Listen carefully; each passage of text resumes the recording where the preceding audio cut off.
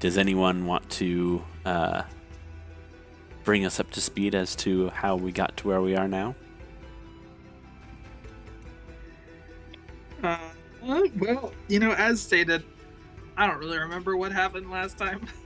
It's not entirely. That's a lie. I remember enough to give a summary in some ways. We had our first class, and it was Adventuring 101, our first class that we played together.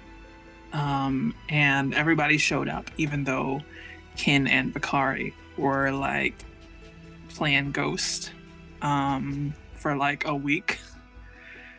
But we all went to class and sat in different spots and learned some stuff about the syllabus.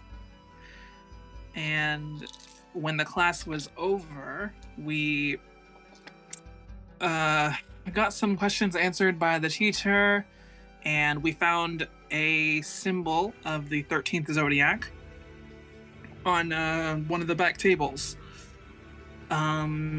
And if I recall correctly, Art can correct me if I'm wrong, but I believe the teacher's response was they, through an insight check, they seemed sort of alarmed by it, but they pretended as if it was just meaningless graffiti and they were looking for something to clean it off with.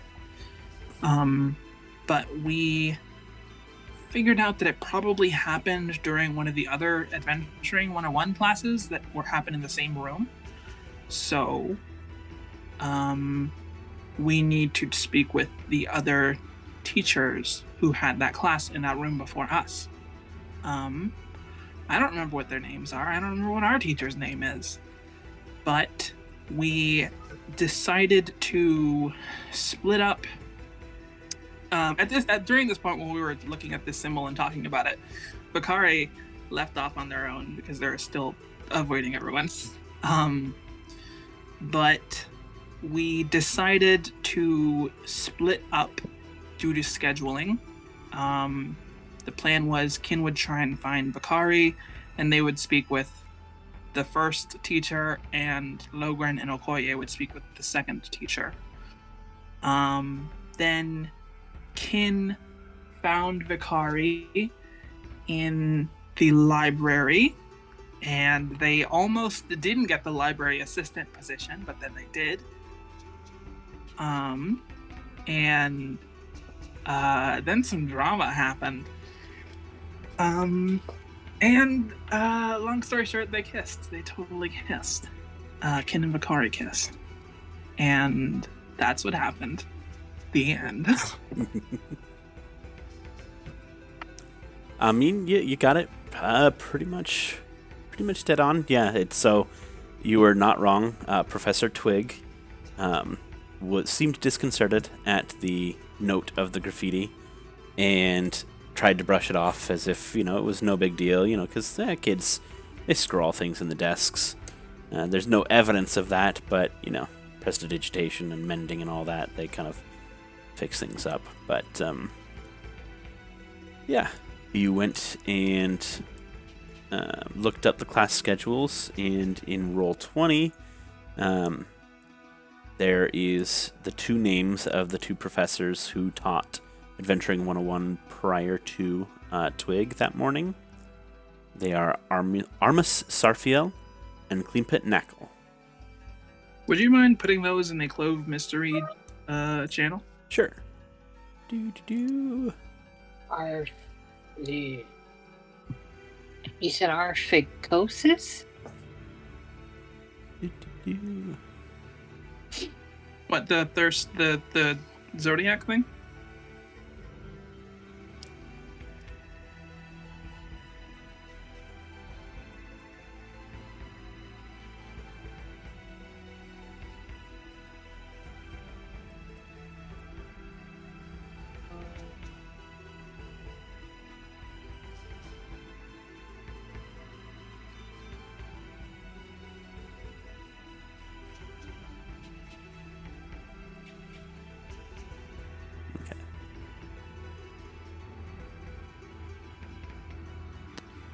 It is there.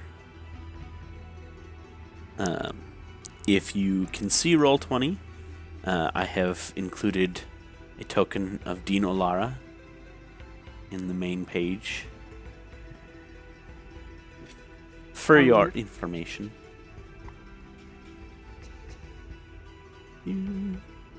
Oh, nice. I've also included some.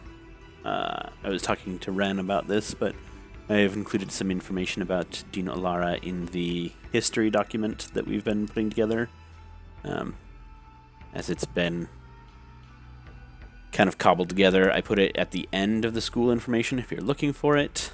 I was about to create their own tag for Dean Olara, but I was like, well, until I have more lore written for her, I don't want to muddy things up too much. So, anyway. Oh, come on. There we go. Okay. And so, yeah. We left off right after Kin and Vikari kissed in the library. Yeah. Okay, and Logren were not actually there. They were just trying to see the token position. Yeah, for viewing pleasure since we're not streaming it currently. Right. Allow me to take the lead of how we begin. So immediately following the kiss, Ken does not kiss back, and Vikari picks up on this and pulls back. Ken is sort of speechless and just sort of like babbling a little bit for a moment, just like we, and then they just we actually are gonna be late. We need to speak with one of the professors.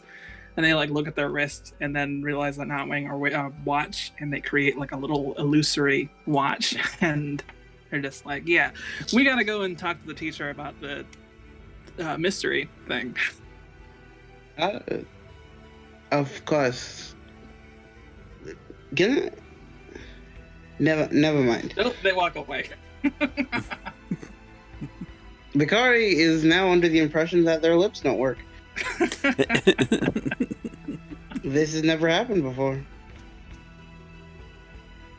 Well, Vikari follows after Ken, and not such a way that, you know, makes it look like they're following them, but also is hurried enough, but also not hurried enough that it looks like they're breaking decorum. Because of course not. What? How do you mean? Breaking decorum? They don't look like they're running, because that would be weird. Okay. Okay, cool. We're gonna go and speak with one of them. I don't remember which one is the one that we were assigned to, but I don't remember either, so you get to choose one.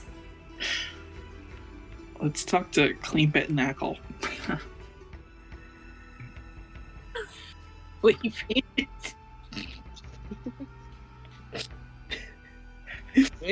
Kari catches up to you, and it's like, what are we doing? Right, you walked away during that mystery investigation. There was a symbol on the desk during the Adventure 101 class, which you would have seen if you hadn't walked right past it. It was presumably written by one of the other classes. So, we are going to speak with one of the other professors to see if they noticed anything in particular about it. And I make a little illusion. This whole time while I'm talking, I'm like not looking at Vikari, but like I make a little illusion of the symbol. Actually, I make like a little bubble, and inside that bubble you can see like a replica of that table with the mark on it. Interesting. Looks like exact because I remember it with my big brain. It was yesterday, or 30 minutes ago. Actually, I think it was more than 30 minutes ago, but regardless. A couple hours ago. Yeah. Pre-kissed time. Time stopped when we kissed. In case you need it, not that. A refresher. Wait, that's not it either. No, it is. Okay. That's what it looked like down there. But yeah, I create a little illusion bubble, and inside you can see that like exactly as it was. What is the symbol? It's the symbol of the 13th zodiac. Does Kin know this? Probably. I'm smart. That's fair. I probably would have like pretended not to sound smart, but still a little distracted. We all came to this conclusion together after some brainstorming over lunch, of course. You are telling me Lobran helped with the coming up of these things? Logren is a valuable member of our team. That's not what I asked. He's got sharp eyes, if nothing else. Oh, wow.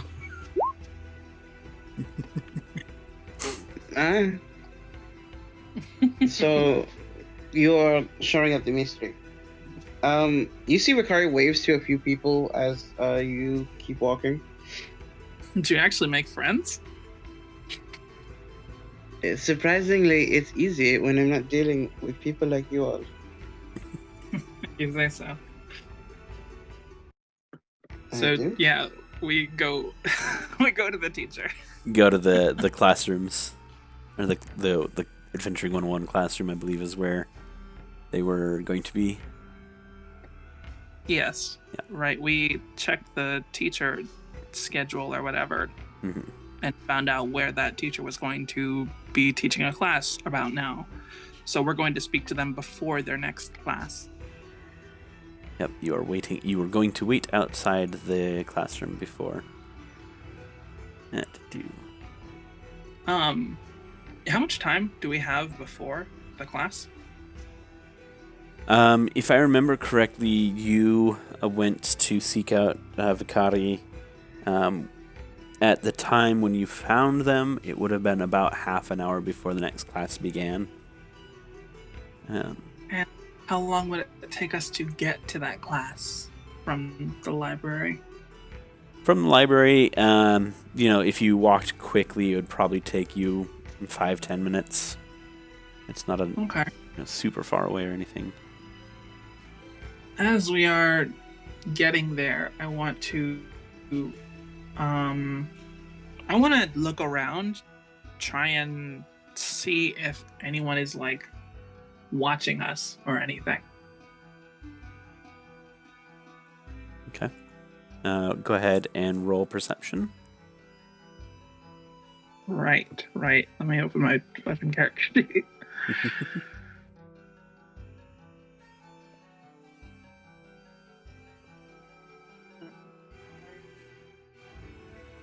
Perception.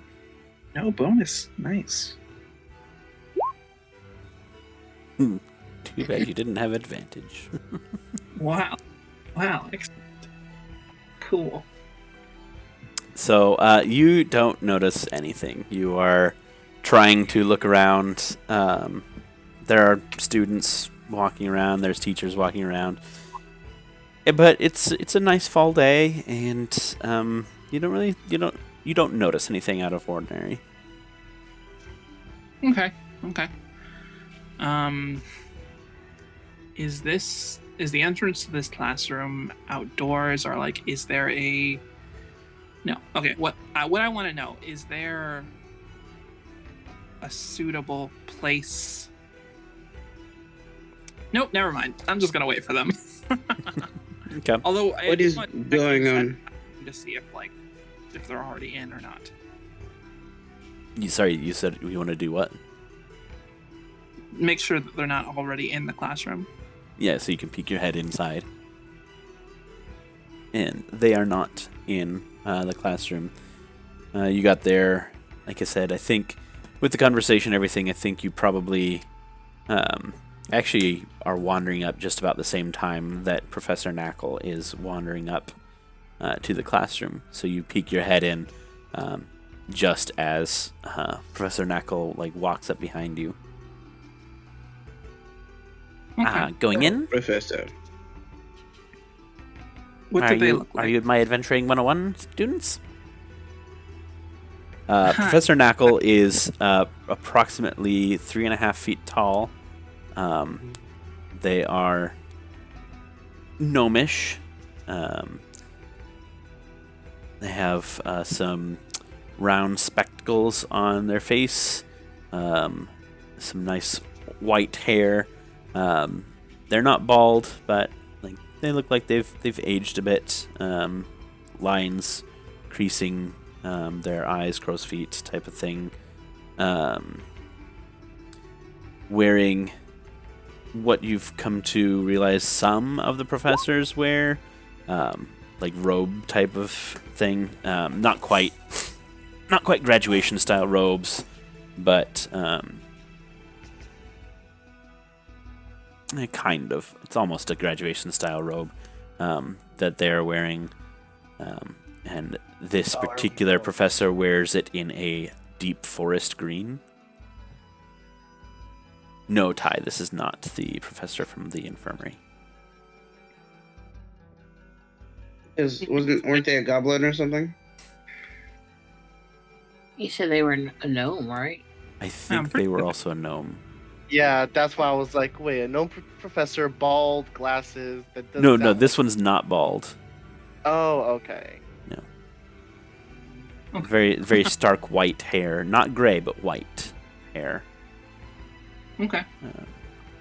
Gotcha. Good afternoon, Professor. I am Vicari Uchawi, and I have a few questions about one of your classes. Certainly. Are you in my class? We can go inside and select your seats. Actually, that would be a wonderful thing. Let's go into the classroom. Yes, of course. So we go in. Vicari sends a message to Kin after both them and the professor have walked the door to stay by the door, make sure no one comes in, and close it. And an illusion to make it look like no one's here. I can't like make us invisible, but No. But you can make it seem that there is no one. There's no lights on in the. If there's a window, there's no lights on. okay. And Like if the door is closed, that no one is in there. right. Does the door have a window? Art? Yeah, so the door has... it's not the door itself that has a window, but there is a window beside the door. It's one of those, like, I don't know, like 6-inch wide windows that goes the length of the height of the door from floor to ceiling, so you can kind of look inside. Okay. Yeah. I snap my fingers and make an illusion on that window that makes it look like the room is empty and dark. Okay. And you just close the door. Do you try and lock it? Like, Yeah, sure. Let's lock it. are you doing the locking stealthily? Yes. Vicari's also talking to the professor currently. So at least some part of their attention is being taken up by Vicari.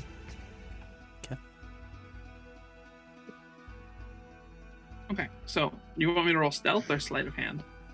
Sleight of hand.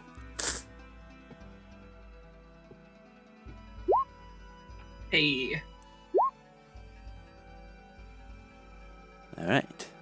You don't see nothing.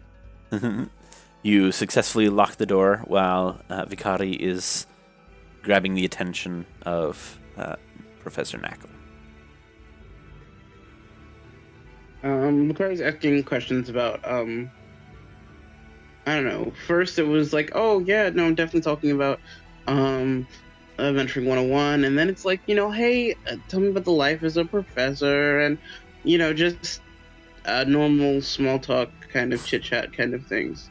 Just enough to make him let their guard down and kind of just ease into a conversation with Vakari.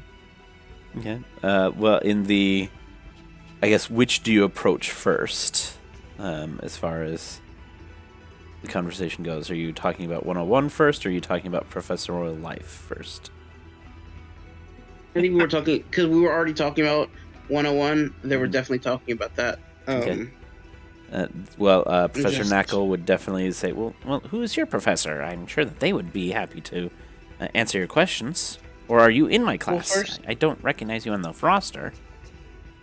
No, I had a question about one of your other classes. A friend of mine goes here, and I was just trying to make sure that they sit close enough to fully absorb your ministrations, your teachings. Oh, which student is your friend? They tend to sit in the back row, but if next time you could ask them to come up. Honestly, they probably chose a spot like this one, and Vakari kind of points to the place with the chair with the thing on it. Are we in the same room right now? Yeah, you are in the same room, and Okay. that symbol is no longer there as well. Vakari sends a message to you to replace the symbol in that location as the professor, I assume, comes closer. Yeah, I do that. Assuming. Hold on. Well, if you are trying to. to distract the professor while they are doing this, so they would have passed the desk fairly quickly, trying to get their stuff together at the front of the room. Oh yeah, and then Do you think they would? after that has happened, after Ken has already locked the door, because I think Vakari would probably stay somewhere while they're talking, because they'd probably be close but far enough behind them that it there's a respectable distance. Mhm. So I think they would probably, if the teacher's up front by the stuff, Mhm. Vakari would probably be halfway in between there and the desk. And then when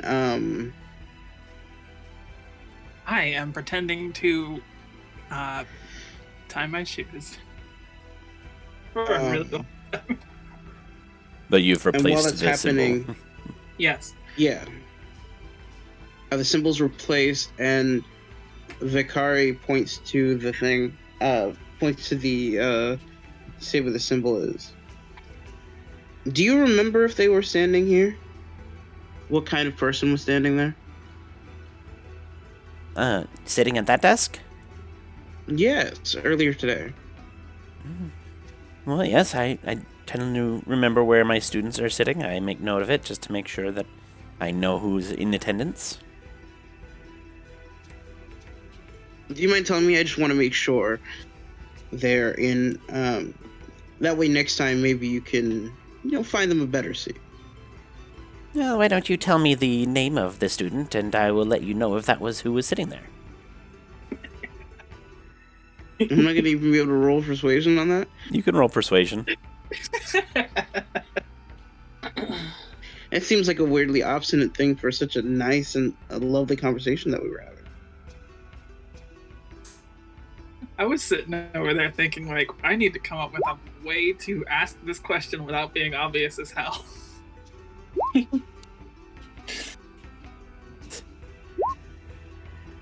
got a 15. I can't really see what they've got. 22. Damn. Well, I don't know what what business you have with them, but as you are not a part of their party, I'm not certain that I want to, give you any information about other students. I don't know if there's any sort of rivalry or something going on. We've had some scuffles on campus, and we're trying to be safe here. I have a study group that I'm working with, and I've kind of put them together in the last week or so, and honestly, when they told me how hard it was at the previous school, my heart kind of went out for them.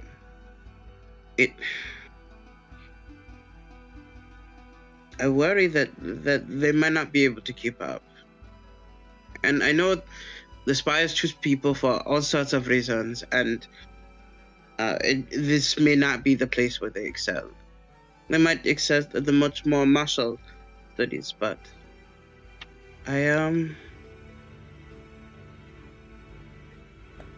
you hopefully can't fault me for being a bit worried. No, of course not. How about this? I will give you the 4 names of the party members who, one of whom was sitting in that seat, and you tell me if one of the students is your friend.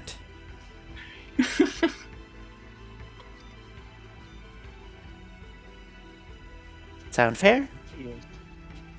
Wonderful. Alright, so the party that was assigned, or not assigned, but assigned to the person who was sitting there, their names are Kiskili, Nindil, Lucina, and Thomas. Oh, fuck. It was Thomas.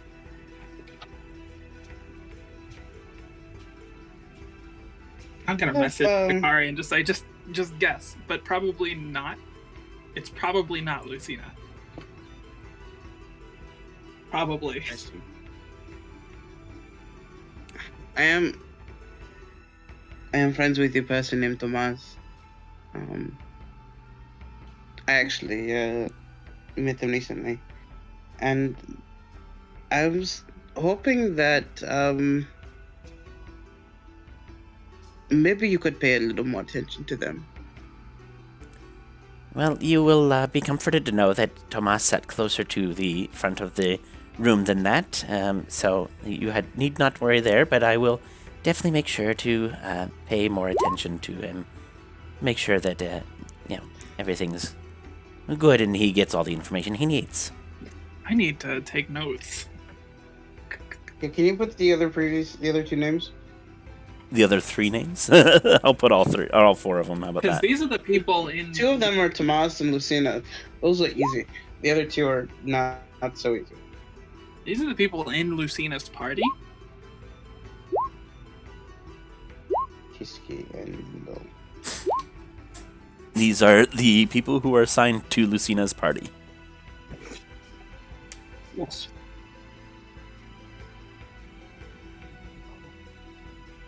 Thank you so much for your time, Professor. Yeah, you're quite welcome. Oddly enough, though, Professor, there is a mark here. Vicari says as they're leaving, and Vicari sends a message to you. Let Duchess watch proceedings, and walks out. You both walk out. You sent the Yeah. message. What did your message say?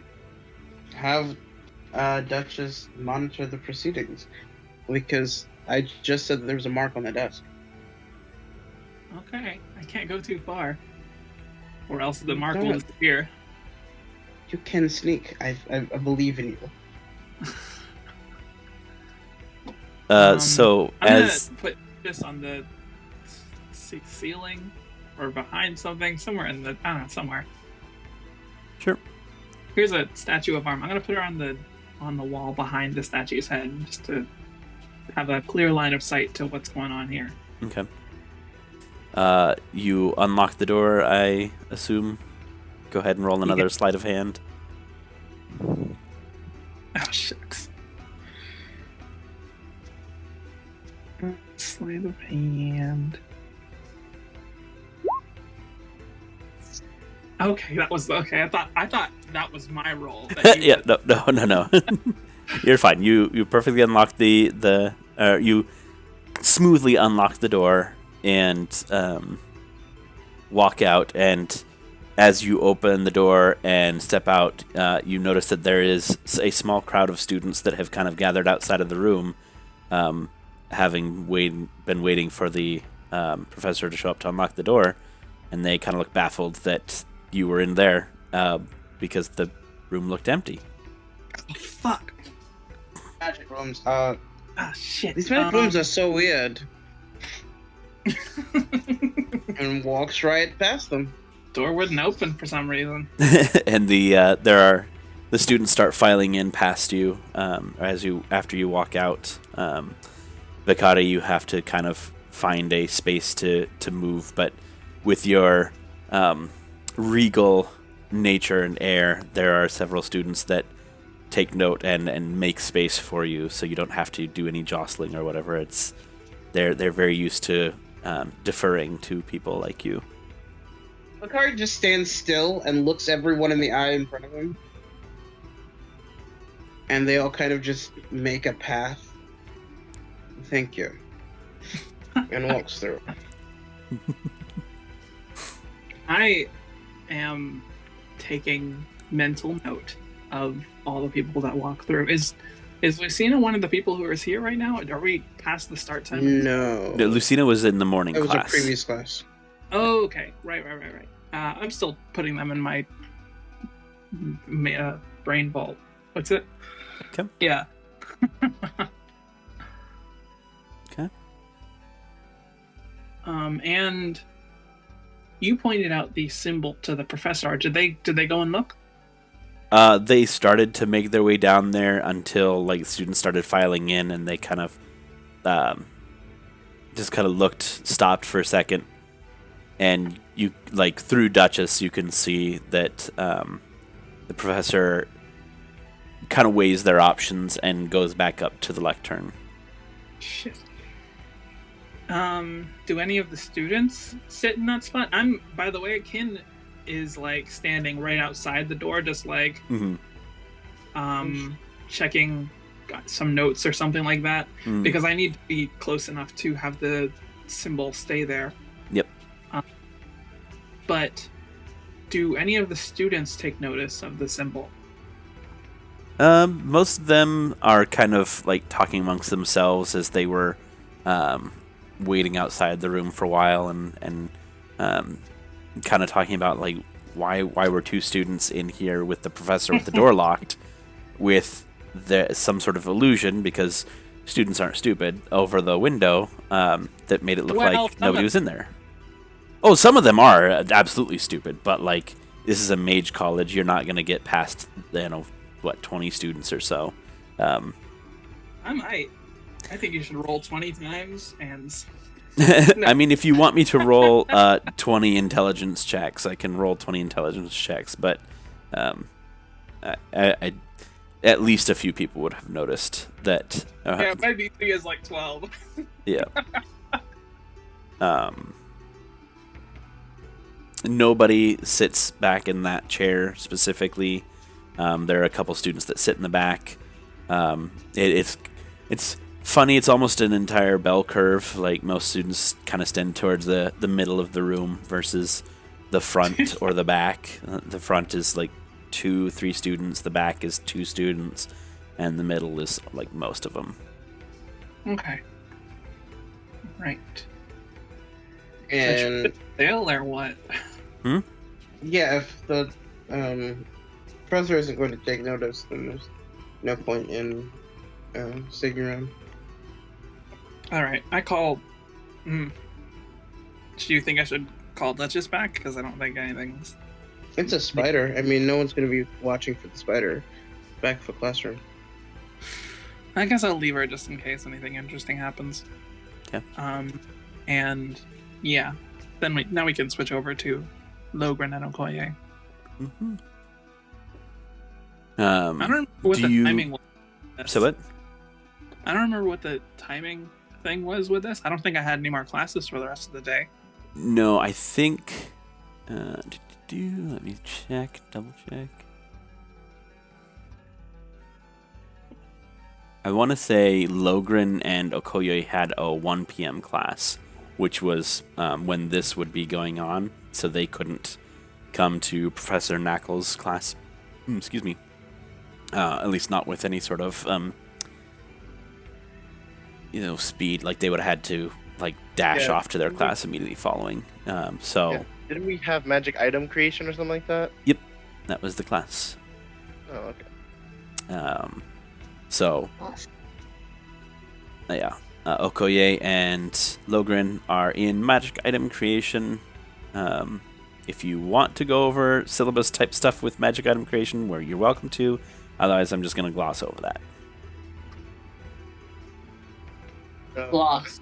Yeah, we can gloss over it. Glossing over that. All right. So the plan was that you would go talk to the other professor. I believe the plan was immediately following their the 2 p.m. class, which wouldn't necessarily work for Logren without being late to Monsters 101, at least for the schedule that I had, but I haven't adapted it to the 11 day schedule, so we can push that if you would like. We could push that class back an hour. Yeah. Just give it enough time, Yeah, works for me. Not super pressed about the times. I just kind of threw times together and said, okay, this is what works. So then Okoye. Do I have any... Oh, sorry. I was wondering if Vicari had any other classes today. Vicari's classes that were this particular day were both morning classes, so they are done for the day as far as classes go.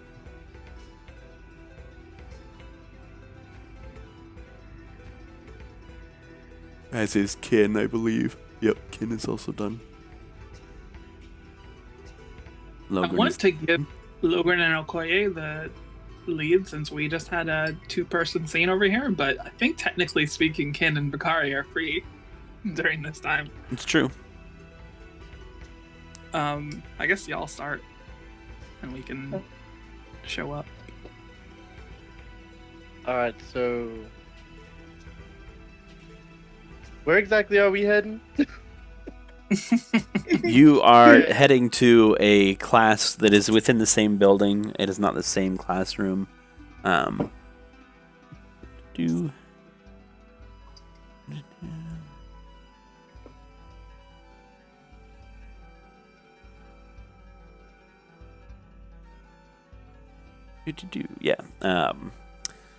This is where it's another classroom. It's actually on the second level where the other classroom was on the first level.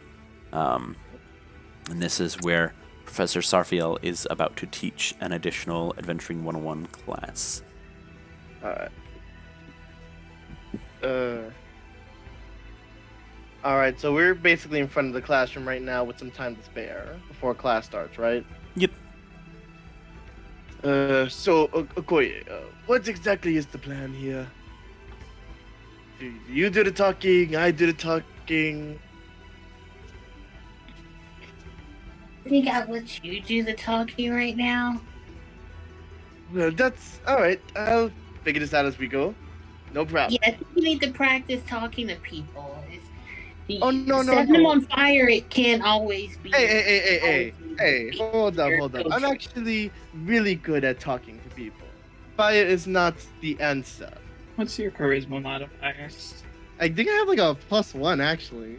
Oh, okay. Yeah, that's what I'm saying. Logren actually is a. Wait, no, I have +3. Oh, right, your stats are fucking broken. Logren is charismatic when it comes to specific stuff. He doesn't get social cues, but he gets social situations in a sense. He could talk his way out of something that he's just not really social norms aware of. Well, the professor isn't a toaster, so you need to learn how to connect with actual people and not set them on fire. So yeah. Hey, I actually was going ahead and pretty social person back in my term. I'll go ahead and I'll see what I can do with this person. I don't know what kind of person they are, but maybe we can connect on some point, let's see what's going on. Yeah, let's see. Logran goes ahead and walks into the class. Okay. You walk into the classroom. Yep. Okay. Do you take a seat? Do you stand around? Is the teacher there? Not yet. Oh, the teacher's not even there yet. All right, I'm just gonna go and be like, oh, the teacher's not here yet. Okay, that's a kind of. I guess I'll go ahead and. Logan just goes ahead and like just takes a seat, lets his Phoenix go ahead and bathe in one of the fire braziers for a little bit while we wait. And this like the same exact room that we had the R class in, or is it a different room? It is. It's a different room, but it is set up in a very, very similar style. Okay, so Logan sits right next to the door then. Okay. Yeah, he's just In like the waiting spot with there. the symbol. In the spot where the symbol would be if Yep. this was the same classroom. Yep. Yeah. And Okoye, are you hanging out outside?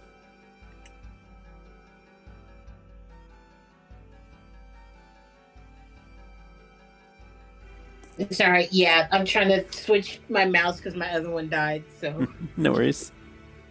give me a second. Sorry.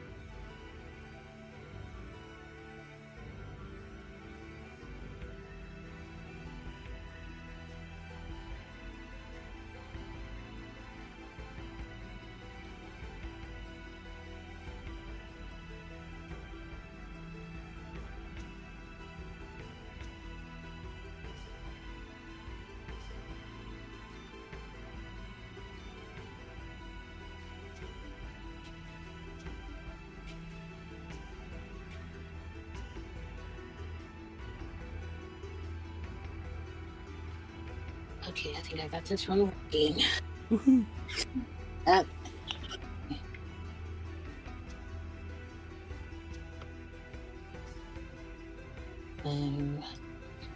Okay. Okoye will go move right there. Okay. Sitting right there. with giant Fino standing right next to you. Yep. Does Fino sit in the chair or stand? You still have him just fucking huge. I thought it was fun, so I left it. He's actually gonna sit in the chair. And she's gonna pat him on the head. Fair enough. He's gonna go tink tink. Okay. And as you give Fino a little tink tink on the head, the professor strolls in, makes note of you both, and heads up to the lectern. Cool. Like I just go and start following. Like, oh, hello, Professor Starfield, correct? Yes, that's me. Professor Okay. Starfield is just give a little painting the picture. A high elf, about 5'11", and they have locks that you would imagine go past the shoulder blades, tied up behind his head. Again, wearing the professorial robe, carrying a couple books and notepads. Well, hello there. My name is Logren Ashfell. I'm not actually in your class. I'm actually a part of Professor Twig's class that was happening earlier on today before yours right now. Oh, yes. But- What can I do for you, Logren? Well, I actually had a few questions about your earlier class that you had right before Twig's class, like in the early mornings. Because I noticed something weird when I was sitting down on my desk, like in that other classroom. There was this odd symbol that really kind of scared me. Like, you remember that whole situation that happened on campus around the beginning of the semester? Yes. That whole...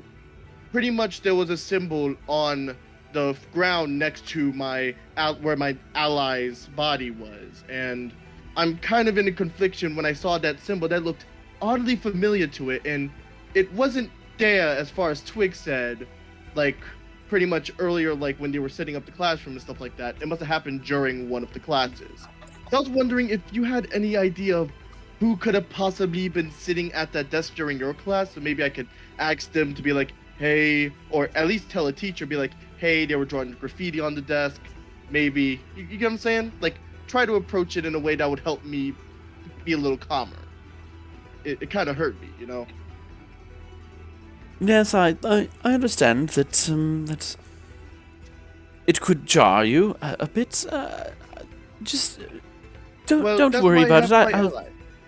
Look, trust me, I'm not in this alone. I going ahead and I was talking to Twig about it, and we was like, you know, not really stressing about it, but he was like, maybe approach the other teachers. So this is just me going ahead and approaching you, asking for a little assistance, like maybe a name, a face, a party, whatever little info you could give me. So maybe I can go ahead and, you know, say hi, share some tea, talk about it, you know? Just to get some understanding of what that symbol meant significantly to them. Like, my tribe used a lot of symbols and different, like, hieroglyphs and stuff like that to represent stuff for them. So maybe it wasn't even anything to do with that, you know? go ahead and roll deception. No, I'm not even decepting pretty him at honest. all. I mean, that's honesty. That's pure honesty. was All of true. that was honest. Okay, persuasion All of that then. was honest. All right, 15.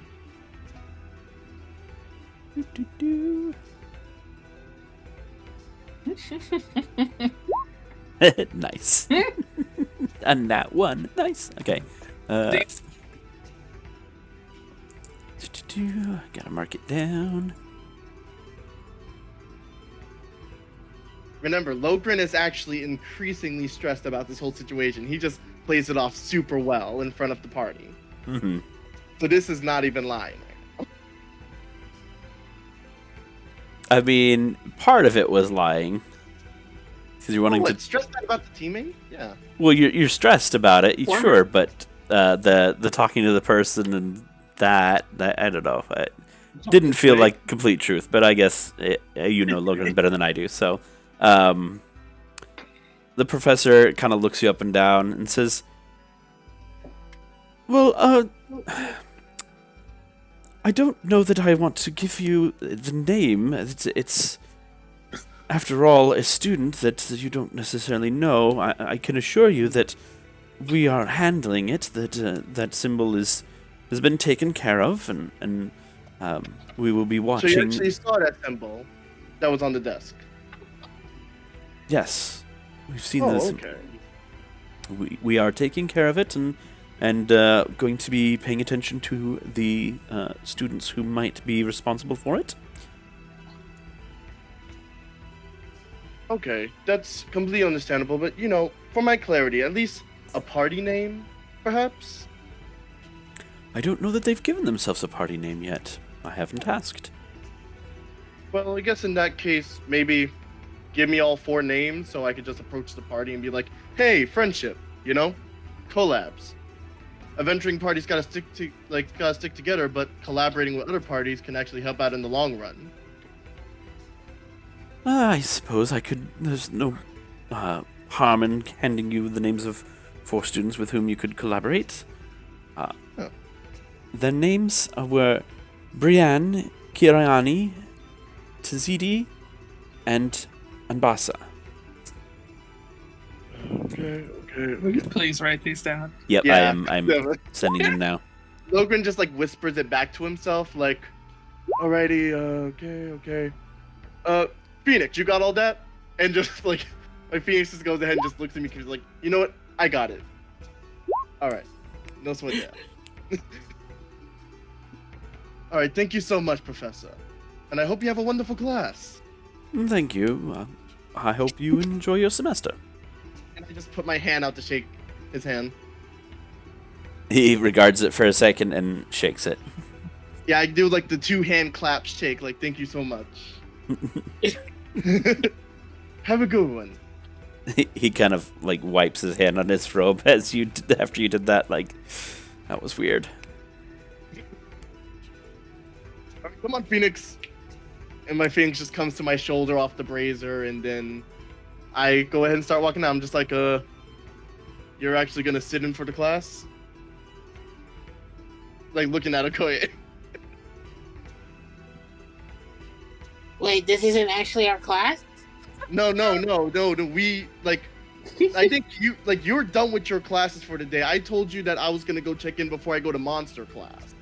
and you were like, "Oh, I got Monster Class 2," but that was the confusion there. I was saying you can meet me at the lunchroom. Yeah, this was after magic item creation. You all went to talk to this professor. This Logren full bluffing. This Logren full bluffing with Oh, Okoye okay. right now. Oh, okay. Yeah, no worries. Look, you're supposed to be the one better with my schedule. And Logren just starts walking out with Okoye. Y'all need to learn message. All right. Look, Logren don't need no message. Okay, Koye's going to lunch. Well, Concentrating on other things today for her. yeah. So Logren's just like, well, we got 4 names out of it. I think that's the best we can do right now. We'll take those 4 names and look into it later. Maybe Kin might have a bit more insight on getting information on people. So I'm not really good at the finding people by names thing. Do you have any skill that might be able to help out? It's called talking to people. I don't. Oh no, but like we can't just approach every single person in the world to find out one Brienne out of maybe 5 Briennes or one Enbasa out of 3 Enbasas, you know? You know, we can get out and mix it up with some people and just meet people just because we're at school and it's nice to know other people and get to talking to them and see if they know this Brienne. Socializing is socializing, but I'm just saying for the case of this little project of ours, we may want to do a little faster recon rather than casual socialization. Okay, but I feel like we're 2 very capable people who are capable of doing things other than running from toasters or... Okay, I get that I don't like toasters, but I don't like a lot of certain technologies that are more common now that I'm starting to learn are common.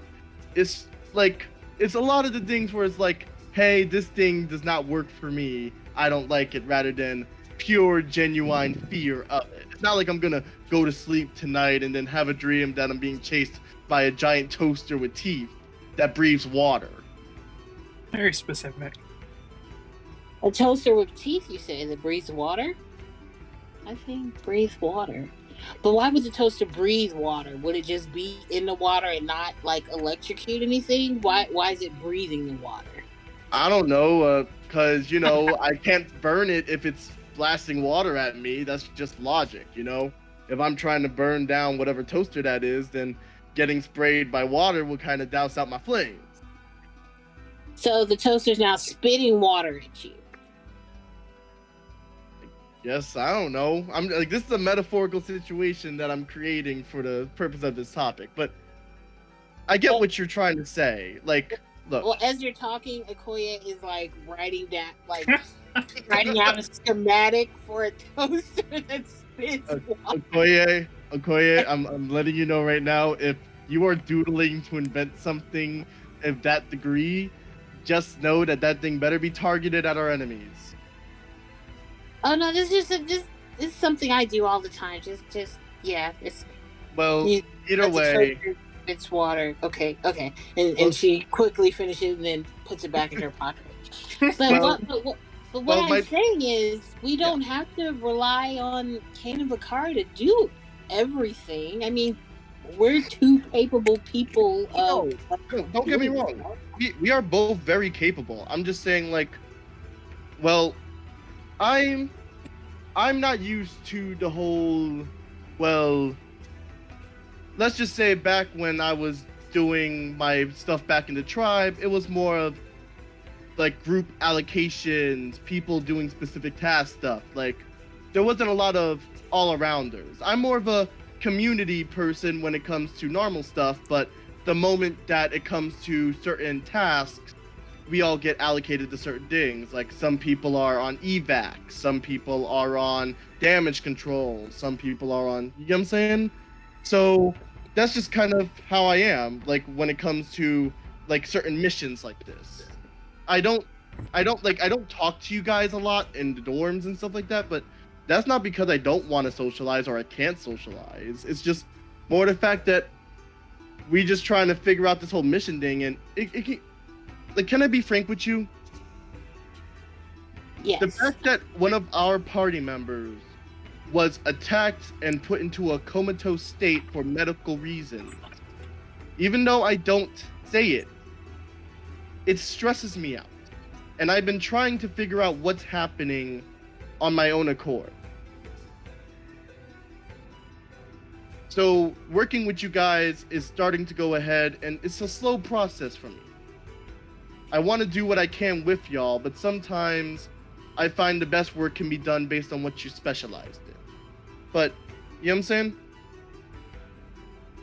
I'm good with recon, plotting stuff out, and running. You know? Not running away, but running towards. Well, running is a very underrated skill that I appreciate, especially. I pride myself on my running skills. And Is this sarcasm?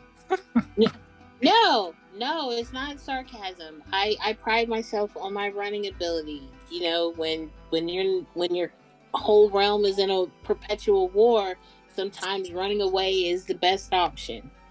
Just saying.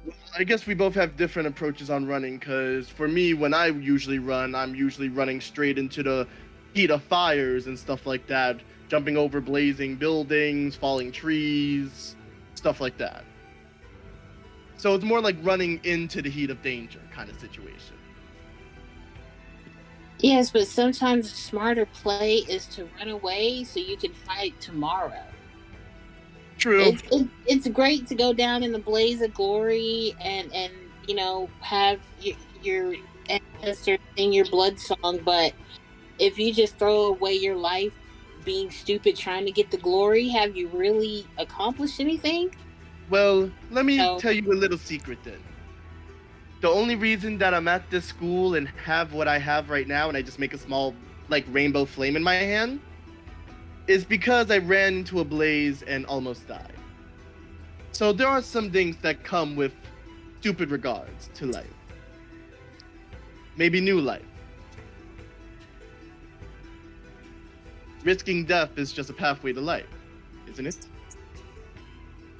I don't like risking death. Well, if you're not risking your life, what are you fighting for? See, I think war can be waged in a better way. You don't have to risk your life to wage war or protect your realm. I don't put that. Well, let me give you a good example. Well, let me give you a good example. If I went ahead and tried to lie to the professor just now in this situation, running away from the truth and running away from what actually happened, what do you think would have came from it? Would we have gotten a little information we had? I'm not saying just run away for the sake of running away. More of a tactical retreat. Because sometimes people stay in the fight too long and that's when they die. When there is a perfect opportunity for you to extract yourself or disengage to where the next day you could have came back after you had a breakfast, won the fight with the toaster, you could have came back stronger and defeated them. What's this whole thing about toaster? Are you guys talking about me and the toaster behind my back? No. I really feel like it. You mentioning the toaster a lot. I think Ken mentioned to me on an off note about the toaster. I don't know what's going on in Vicari's head, but Vicari might have mentioned the toaster at some time. Are you guys talking? Can I tell you a secret? What's going on? You being scared of a toaster is weird, and so it freaks me out. So I feel like if I talk about it more, it's like you won't be scared of it if I just talk about it like it's a normal thing. Okay. Let me explain this, Okoye. I am not afraid of the toaster. I do not like the toaster. Not liking something is different than fear. You know what I am personally afraid of? I'm afraid of magma. That's what I'm personally afraid of. it's the one type of flame I can't really grasp or control. That's just my personal thing. I'm not afraid of toasters. I don't like toasters from the way that it messes with my cooking. But what I'm dreadfully afraid of is magma, for many reasons. So where does this fear of magma start? Well, let me give you a good hint. Just look in my eyes. And as he goes ahead and says, look in my eyes, you see one half of his face just has a giant burn scar on it. Wait, has that burn scar always been there? It's always been there. He's just always, like, look at his character model. He's always had that one burn scar on the side of his head going on half of his nose going across his face. Okay, I literally have never seen Neither have I. Like, that is... Yeah. Literally never seen that. Like, he has burn scars all over his body. So can you just say you, like, wiped off the makeup and now she fixing burn? No. No makeup. It's just, like, Logan's like, I've obviously had some experiences that each of these burn marks have stories to, but this one right here, well, let's just say that my fear of magma comes from a place close to home. As Logren points out the scar on his face, Okoye, you're thinking back and you're like, I've always stood on the other side of him somehow. Just always been on the other side. Have not seen that side of his face. I don't know how it happened, but this is just wow. No one ever looked on the left side of my head. So yeah, Okoye's gonna grab your face and like look at the burn mark and touch it, and she's gonna be like, "So, are you saying your skin needs to be flame resistant? Is what you're saying?" Look. I'm okay with my skin not being flame resistant. That is fine. Each of these scars are just a story of mine that I can go ahead and tell people in the future. Stories of my adventures and my tales, my risks that I've taken to help others. So being non-flame resistant is fine by me. The fire that burns inside of me would be dimmed if that was the case. And no, I do not want to be made of metal. I wasn't gonna make you of metal. That's silly. Well, you were grabbing my But are face, you but sure? you really wanted to turn me into some kind of flame-resistant creature. Amalgamation. But are you sure you don't want me just a few body parts? Just, a hand, an arm. I could literally set myself on fire and be fine. Why would I have to worry about that? Well, so if you set the wrong part of yourself on fire, the other part can douse the flame. I'm just saying, I study. I could build a better you. Okoye, I am perfectly fine in my own body. I do not need any modifications to it to enhance it in any way. When this body burns away, I'll be in the stars. And that's all that matters for me. Oh, that's beautiful, Logan. That's the most beautiful thing you've said to me. Oh. I am really confused right now. I'm going through a lot of emotions. I think this is the most we've ever talked. Yeah, because a lot of the time you be in your lab, Ken and Vikari be having relationship troubles, and I just be in the room cooking and enjoying myself. I go ahead and offer you guys ever want some dinner and stuff like that. I'll cook you guys food, but none of you guys ever stop by, so I just go ahead and be eating for myself and feeding this thing, like this phoenix right here. And my phoenix just goes ahead and just starts nodding. The flaming bird. Oh yeah. Your... No, not okay. my friend, but like more of like helps taste the food and cook the food. Like it's a really good companion when it comes to certain stuff like that. Especially because it can literally like do 360 heating. Like, and I just go ahead and say, Phoenix, rotisserie. And like Phoenix goes ahead and like curls the wings into like a circle shape, so it's like a full circle, and it's just like you can see the heat emanating between the wings. You see? Oh, Works out pretty well.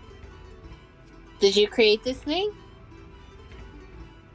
I didn't create the name, just more the fact that I've trained Phoenix to do certain things. Oh.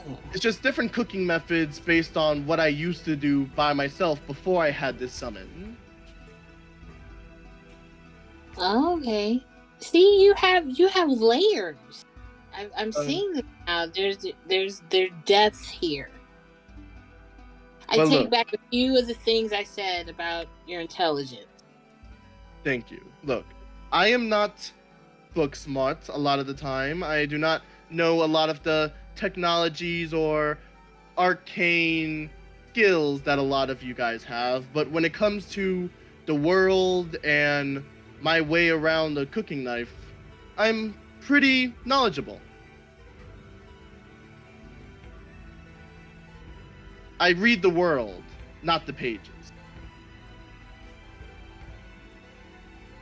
If that makes sense. That's very insightful. Now, instead of going ahead and standing here in the middle of the hallway while students are passing us, maybe we should go ahead and grab some food and see what Kin and Vicari are up to, because I'm getting hungry. It's about 3 hours since the last time I've eaten something. I was actually about to ask whether you guys were walking somewhere specific or just wandering and talking, but I guess if you're standing still and talking, that also works. Like, I think it was more of like slowly moving, and then like when Okoye grabbed my face, we stopped moving. Makes sense. Makes sense. Yeah. Unless you want her to lead you by the nose down the hallway. That was nice. That could be hot. Yeah, so Logren's just going ahead and starts walking towards the cafeteria, and he just says, like, Phoenix, do you mind flying around and seeing if you see the two lovebirds flying, like, walking around or something? I think if you were heading to lunch there, then that probably would have happened before our meeting. That's what I'm saying. Like, I don't know where y'all are at. No, I mean, like, you would have been going to lunch before Kin and Vicari had their meeting and talked to the teacher and all that sort of stuff. So, I believe if I remember correctly, weird. if I remember correctly, Kin, Logren, and Okoye all had lunch together, and Vicari was the one who was like... Logren is saying that it's been a few hours. He needs more food. Yeah, but it just wouldn't be lunch. It would be food, sure, but just not lunch. You know, this will be Linner. It's second lunch. Linner. It's Afternoon Linner. tea. I like Leonard. Yeah, Linner. It's an important breakfast, part lunch, Linner, dinner, dessert. it's an important part of Logren's culture. Oh no, not an important part of his culture, just more important to keeping his metabolism up, because he burns off a lot. Logren grew up with the hobbits. I love 11. But yeah, I assume we're probably going to need to jump forward to after everyone's free and back together again. Yep. So, Logren and Okoye go get a meal together, and then Logren heads off to his Monsters 101 course. I believe that's the one that you had. Yeah, Monsters 101. Also, I do not know why, but I feel like Logren would be like the bring out the snakes kid, but with monsters. Like, just genuine curiosity. Okay. Like, y'all remember that old meme, right? Nope. I don't. No way, for real? Absolutely not. Oh my god, I'll look that up for y'all later. It's just like this Definitely. little kid who gets so excited at a birthday party, and he just keeps screaming, "Bring out the snake!" Okay. Right. The only thing he's excited about is birthday party. Nothing else. Okay. So we should probably get back up somewhere to talk about what we figured out then. Yeah, did you all set a time and place, or did you just kind of want to meet up in the common room? A group meetup spot if it's not the common room. It should be the common room. Probably. So y'all would probably start talking before Logren gets there, I'm assuming. Maybe. Actually, I think it would be good to share notes with like all the stuff we have, and Kin is probably still feeling a little bit awkward, so probably would say like, "I'll meet you back at the common room." There's an echo right now. Yeah, or actually it stopped now. But Kin will probably tell Bakari, "I'll meet you back at the common room after Logren and Okoye have finished with their class. I'm going to gather a little bit more info about the people on our suspect list to try and figure out what they look like." Interesting. I have an experiment I need to conduct. Oh. I will talk to you later. Okay, good luck with that. The experiment is kissing a pillow and seeing if his lips will work. I don't think you're far off. I don't think it's a pillow, but...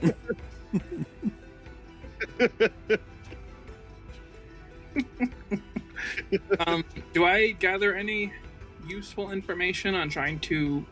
Because I have been taking note of like visuals for people, but I don't always have names to match to all of those. But can I gather any information about what these people might look like?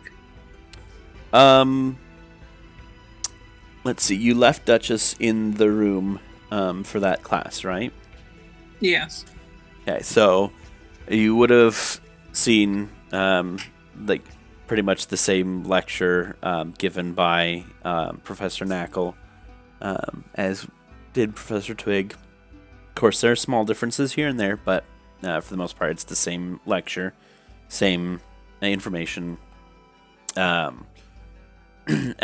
the class is over with and the students all leave, Professor Knackle wanders back to that desk and notes that the like looks like they're getting ready to take care of that symbol that reappeared, and having walked away from it, the illusion faded, as well as time would have passed. So unless you had tried to keep around, we probably should have put it down with prestidigitation. It would last for at least an hour that way, but yeah.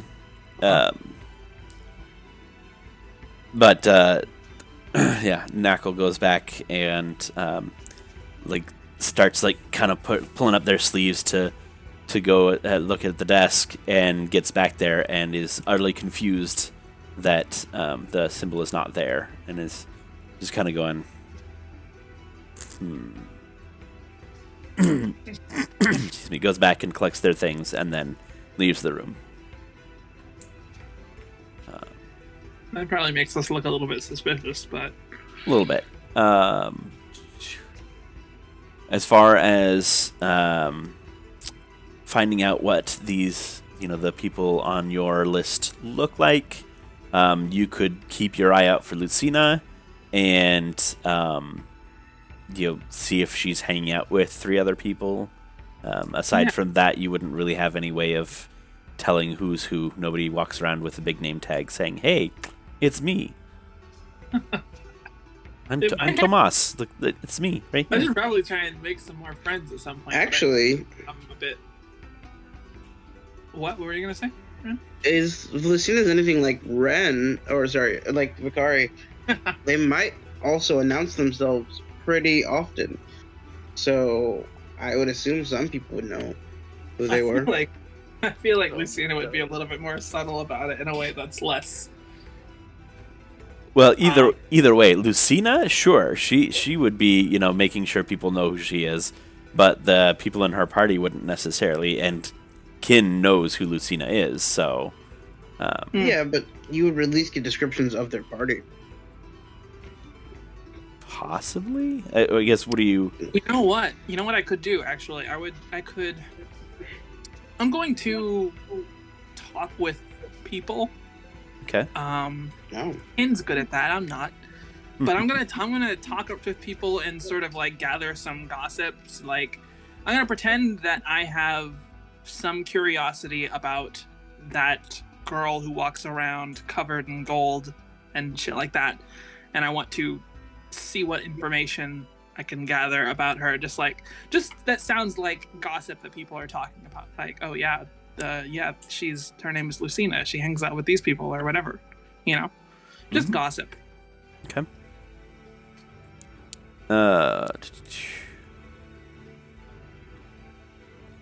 So, you just, like, a bunch of different people are you doing, or? Yeah, just walking around, talking to random people. Okay.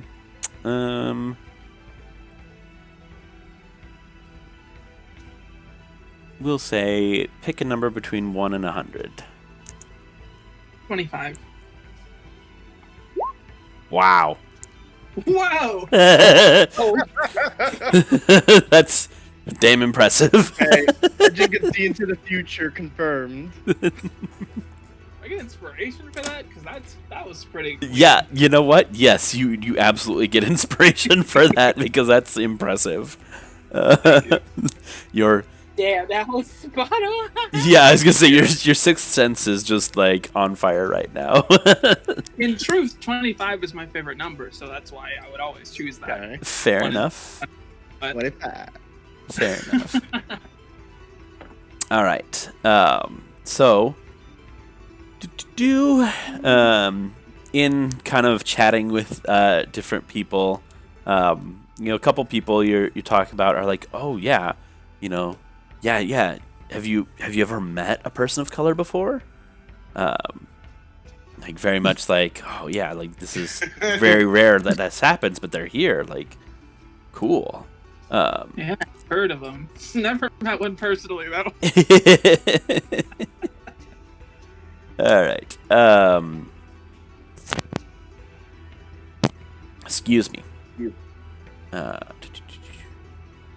see. Let me get them up so that I can give you some pretty good, adequate descriptions of them. Okay, there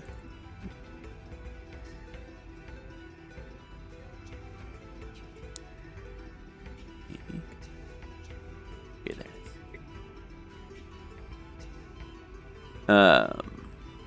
I'm just putting all of my notes inside the mystery details thing. I think that would just be a good way for us to all have access to these things in case they are necessary.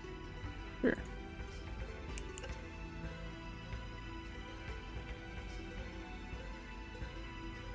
One second.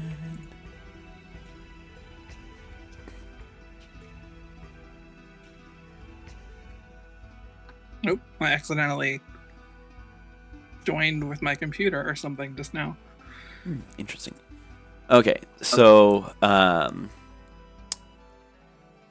in seeking out their descriptions, one of the people that you are talking to, actually we will get you a person to actually talk to too. Who do you want to talk to? Do you have a preference of class that you're talking to? Class like character or class like school? Like rogue, fighter, sorcerer. Probably sticking to fighters and someone who wouldn't be too observant of me, Okay. but will just like pass information, not thinking it means too much. Sure. All right. So you, in just kind of talking to various people, you come across a dwarf. He's got black braided hair. His mustache is actually, or not mustache, his beard is actually fairly trimmed. It's not like off, but it is trimmed down, so it only comes down a little bit past their chin. But their mustache is braided to their sides, and his hair is also braided back. He carries a couple swords and is very much in like plate mail. Very, very beefy looking dwarf that you're talking to. And he's like, "Oh yeah, I've seen that party wandering around. They were talking to the girl you're talking about." And as as he's starting to describe them, he actually points and says, "Wait, that's them right there." Oh fuck! And you turn around, and you're just kind of hanging out on a bench, talking, and Lucina is walking around. She has 3 people with her. There is a man who is shorter than she is by a little bit. You would estimate he's about 5'4". Has very dark, very straight hair, small pointed ears, very sharp features. Is either light skinned or white. It's white passing type of skin tone. You see a man who is of height with Lucina, who has a very nice trimmed beard, very circular spectacles. He wears a yellow and red hat with clothing to match the hat, and he wears very large circular beads around his neck. And his clothing that is not the yellow and red is black, so it's like black under, and the yellow and red is like decorative adornment. And the other party member that is walking around with Lucina, you would, if you didn't know better, would think that they've been friends for a long time. This is not somebody that you would have ever seen with Lucina, but she has very dark skin, very long pointed ears, and is wearing a lot of gold. She wears like a almost tiara type of thing up in her hair, with red roses and gold like leaf slash feather patterns that come out of it, with little gold dangly bits coming down her side, the side of her face. She actually has like a chin, like decorative gold that comes up on her chin, and a gold collar with like leaflets, gold leaf coming up off of it. Very straight flowing black hair. And they are walking and talking across the courtyard. Shucks, fancy. Have I the well, shucks. Okay, all right. I'm assuming that did I get Duchess back? Did I have time to get Duchess back before now? Yeah, you would have had time. You would have. I'm assuming you would have called Duchess back. I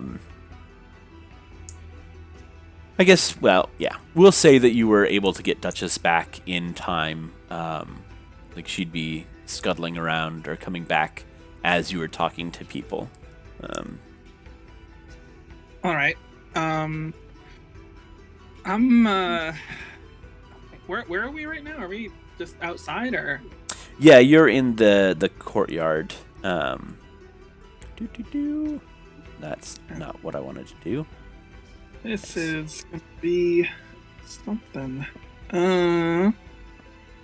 Okay. We're in the courtyard.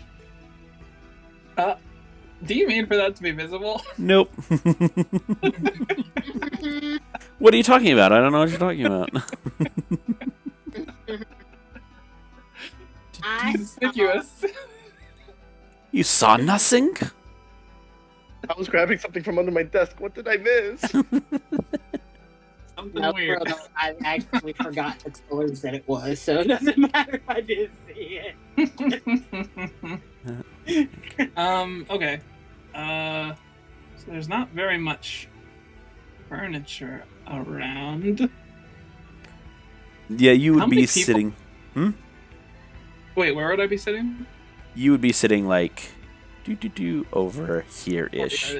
Massive.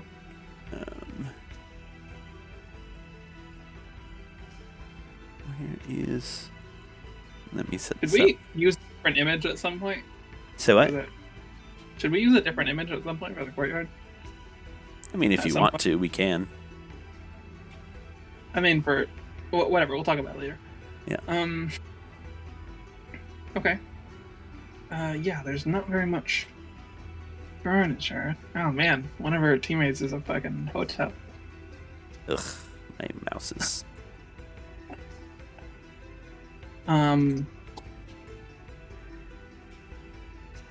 Okay. I'm gonna wait for you to end those people.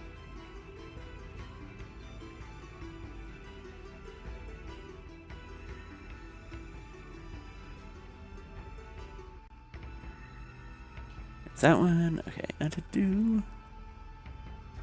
Where... There.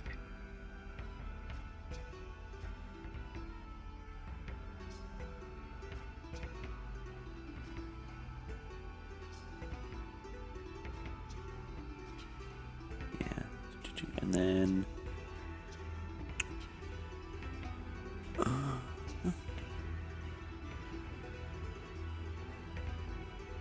This is totally the sort of crew that Lucina would be rolling with. I'm glad you agree.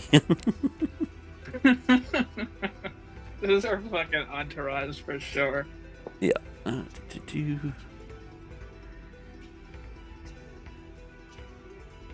Where is it?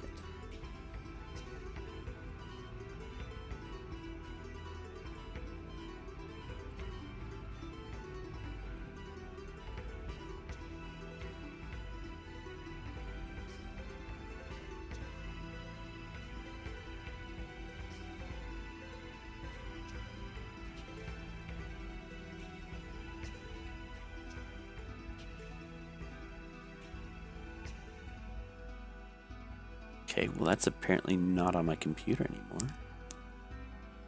Hold on a second, I will get Nindle. Spoilers. Or you gave me a secret there. I mean, yes and no, gonna like it wasn't super. I was going to try and figure out which one was which, but...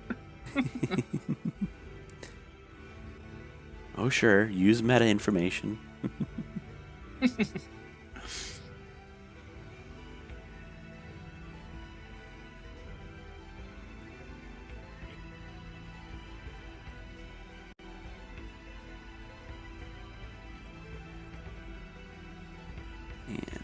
let's see.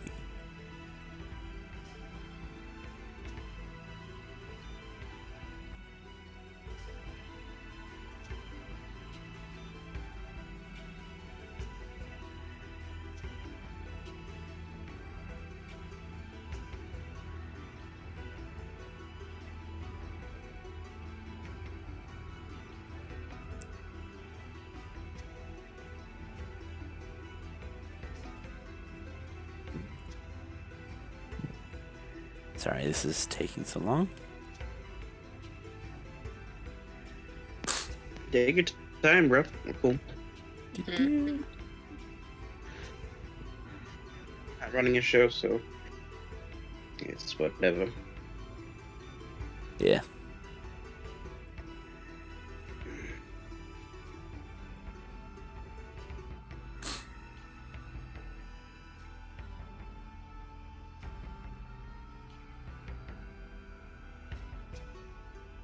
Oh, damn, look at this guy. Hey, is that one the person we're looking for? Maybe. It's one of the people you're looking for, that's for sure. Like, that person that wrote the mark, it really looks like it based on the sign. All right. So they are wandering in this direction, down this way. I guess Are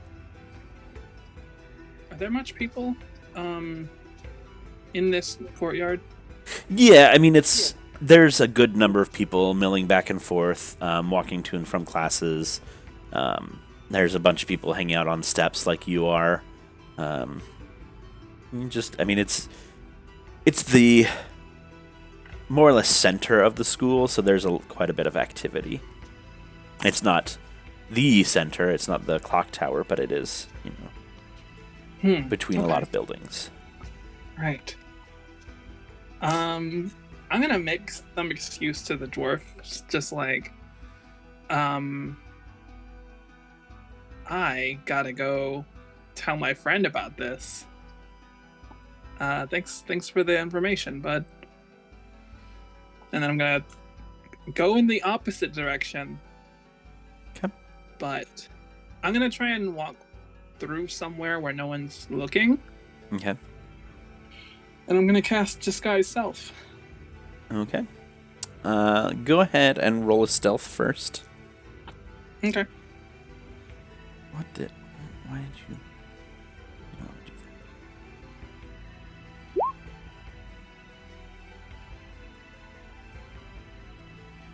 What the heck? 15.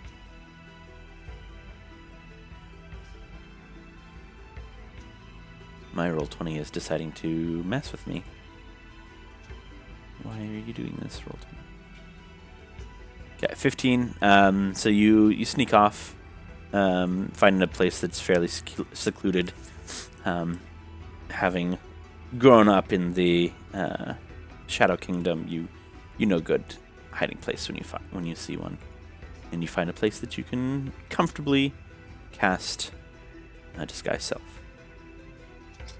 Now, I am going to turn into one of the people that I have observed. Like, you know how I've been paying attention to all the people around. Mm-hmm. I'm going to turn to somebody that I have seen. But... that you've seen in the courtyard, or... that I've seen in the school. Okay. Not just in the... right now, just like, you know... just so I don't appear as someone who's nowhere.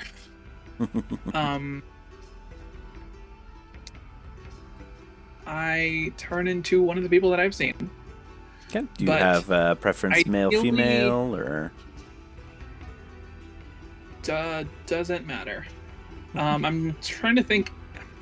I don't know how much information I have on the different people that I have collected, but if I know anyone who might be busy right now or something like that, that would be my preference.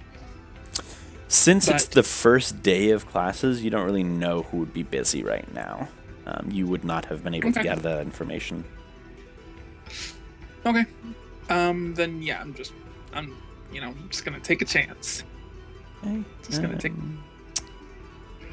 Let's see. We're gonna roll this to.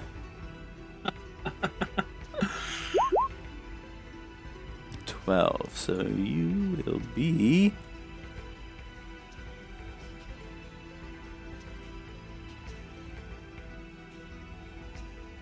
Appearing to be this person. Okay, cool. Let's. Not that you need control necessarily, but now you have control. Cool. Yeah, I walk through casually. I'm just I'm gonna act like I'm gonna speed walk for the sake of looking like I'm trying to get somewhere, like running a little. Just gonna catch up to them, just close enough to listen. Okay. And yeah, I'm trying to like stay a part of the crowd, not trying to stand out too much. Yeah, but you're also trying to move quickly, so you're not necessarily a part of the crowd, but you're also not super standing out. Oh, I mean, in terms of moving quickly, I just meant I was just trying to catch up to them. Okay, you're moving quickly to catch up to them, and then kind of about how far back from them are you trying to stay? As far as I can be without not hearing them. Like, if I can hear them from this distance, then this is where I'll be. Okay. How clearly do you want to hear them, I guess? Because it's going to be outdoors, more or less, amongst the crowd. Just like risk assessment, it's like, okay, if getting right up on them would be really obvious, then no. I'm okay missing some words if it's maintains my cover a little bit more. Okay.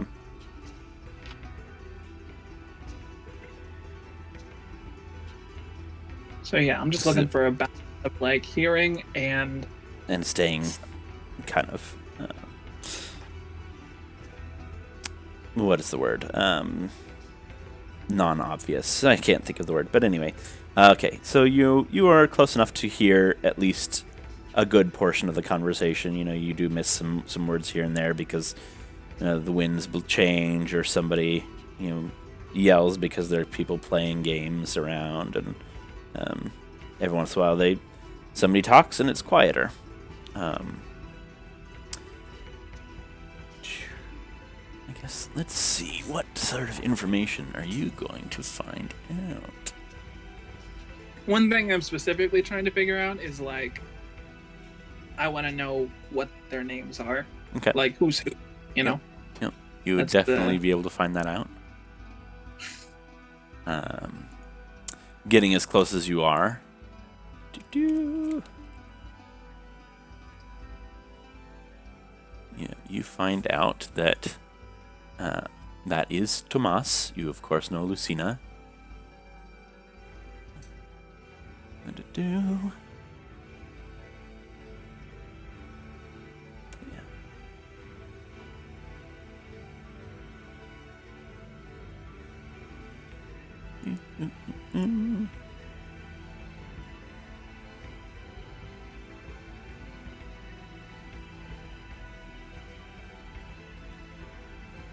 So you find out, yep. Tomas is the taller gentleman, Kiskili is the lady with the tiara, and Nindil is the shorter man. They are more or less talking about the school itself, their classes, that sort of thing. Not anything super consequential. You can tell that they're all pretty much like, Lucina is the de facto leader. She has been,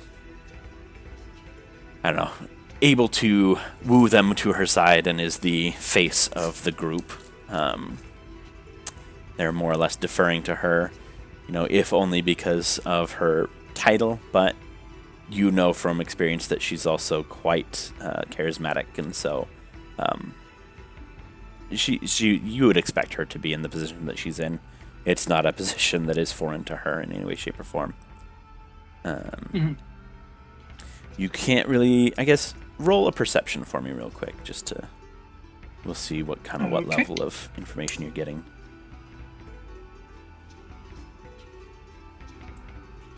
Oh, wow. 10? 10, nice. Okay, yeah, you're not really getting any like super in-depth information. You can kind of infer that Nindil Nindil and Kiskili are martial classes. It sounds like they know their way around magic, but they talk more about blades and stabbing than magic itself, and Tomas sounds like he speaks more of magic, less about blades and things. So you would assume that he is a caster. Do you know Lucina well enough to know her class? What was her class? It was like she's a bard, right? Yep, she's a bard. I don't imagine. I feel like she's probably showed off some of her abilities. Yep. In some of the public-facing propaganda and her making public displays and stuff like that. I feel like she's probably shown some of her abilities, not all of them, but enough. Oh, look at this talented person who can do these cool things. Enough that you're certain she's a bard. I think I would know that she is a caster. Mm-hmm. I feel like she would hold back some of what she can do for the sake of getting an edge on her opponents. That's fair. That's fair to assume. Okay. And then as far as any other conversation they have, there's a little bit of conversation about which teachers are the hottest, if they find any of the students attractive, that sort of thing. Any names come up that I know?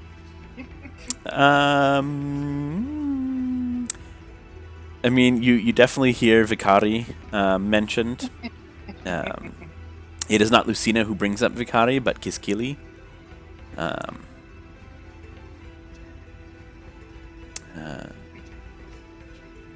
But at the mention of Vicari, go ahead and roll another perception for me.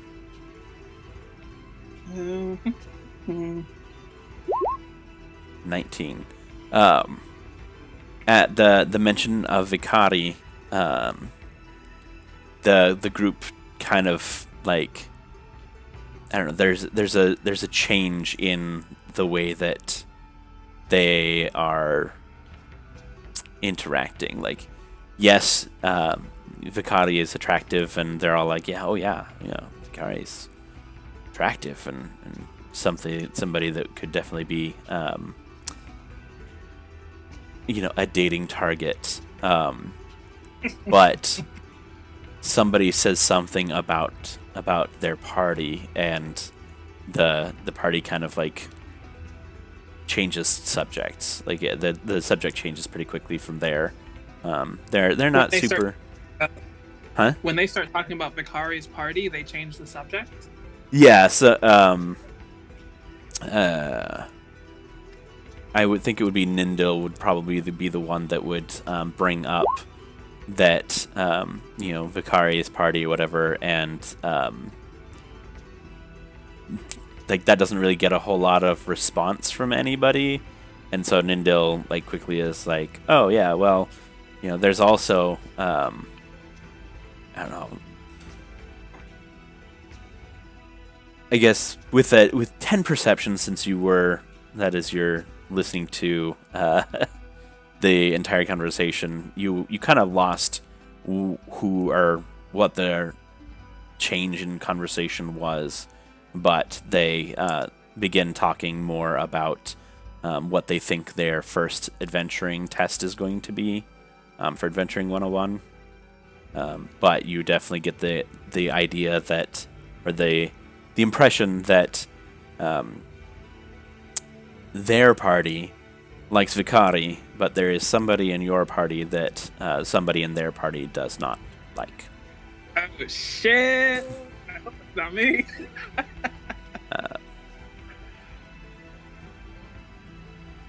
Yeah, that's more or less the information you get. Nothing super consequential, but there is a little bit of tidbit there. And before we spend too much time just one-on-one role-playing, what is everybody else kind of up to after classes? I guess this would probably be during the time that...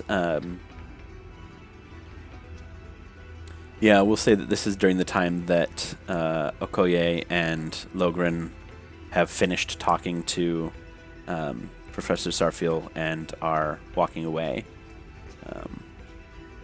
So you would be able to meet up soon, aside from Logren going to get food and then having to go to class afterwards.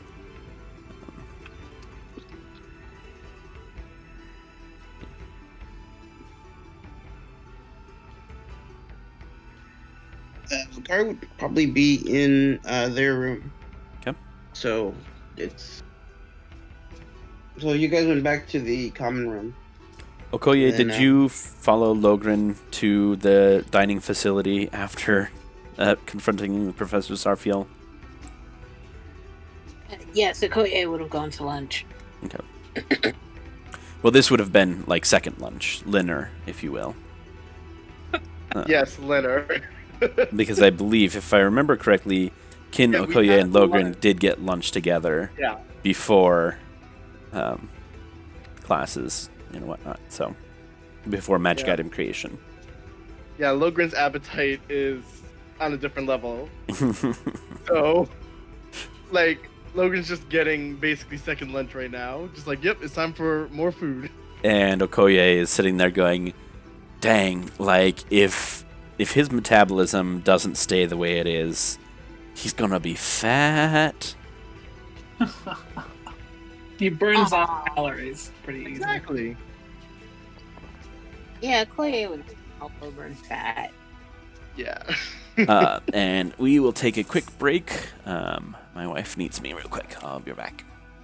Okay. I used the bathroom then.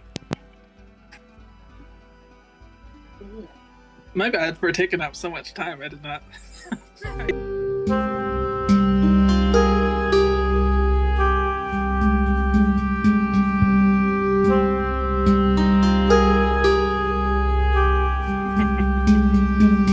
Good information, though.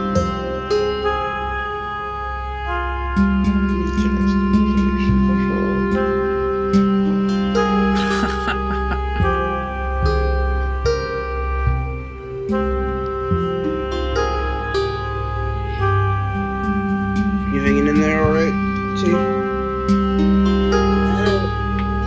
Yeah.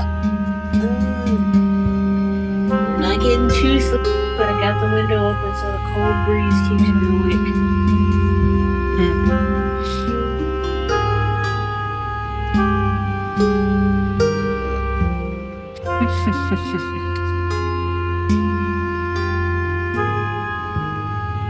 I like doing this espionage shit, though. Gotta have fun with it. I still have no idea what I'm gonna take for my third level spell.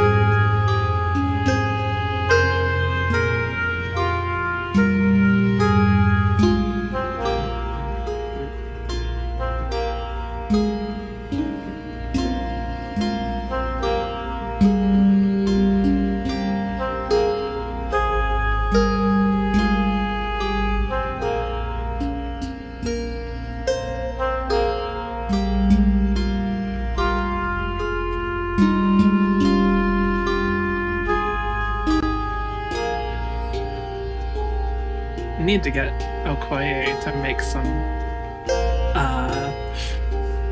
kind of spy stuff.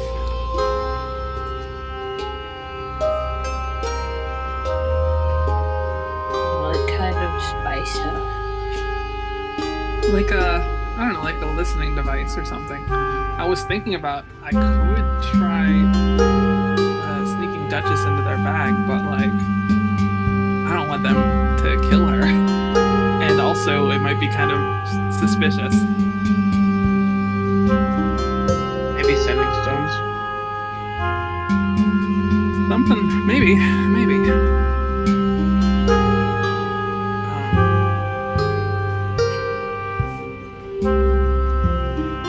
don't know, some kind of listening device would be useful.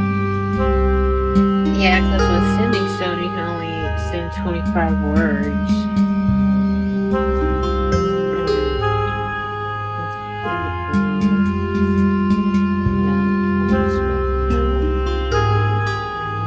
I don't really know the parameters of your artificing. Especially if you modified it.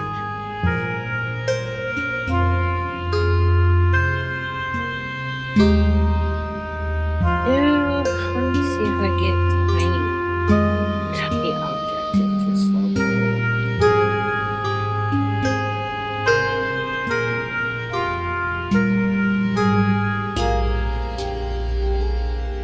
See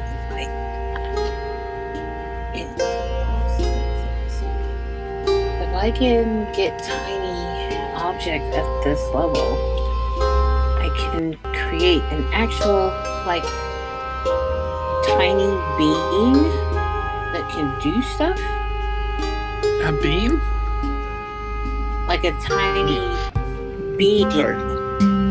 It's not The homunculus servant. You're an artificer too, aren't you? Yeah. Yeah, but it's the homunculus servant. You need infusions for that, and you need a gem worth 100 gold pieces. But yeah, you can basically get that. I think you get that at level 2. Artificer. Can you choose how it looks? Yeah, you can make it like either a little tiny metal thing or like a little wing catapult. I haven't done like. Yeah, I've been eyeballing that for months. Yeah, no, Koya already has a homunculus servant. What I'm talking about is an actual spell that I can cast to. Spell Unseen Servant? No, not Unseen Servant. Oh, okay. It's called. Hold on, I got it on another artificer.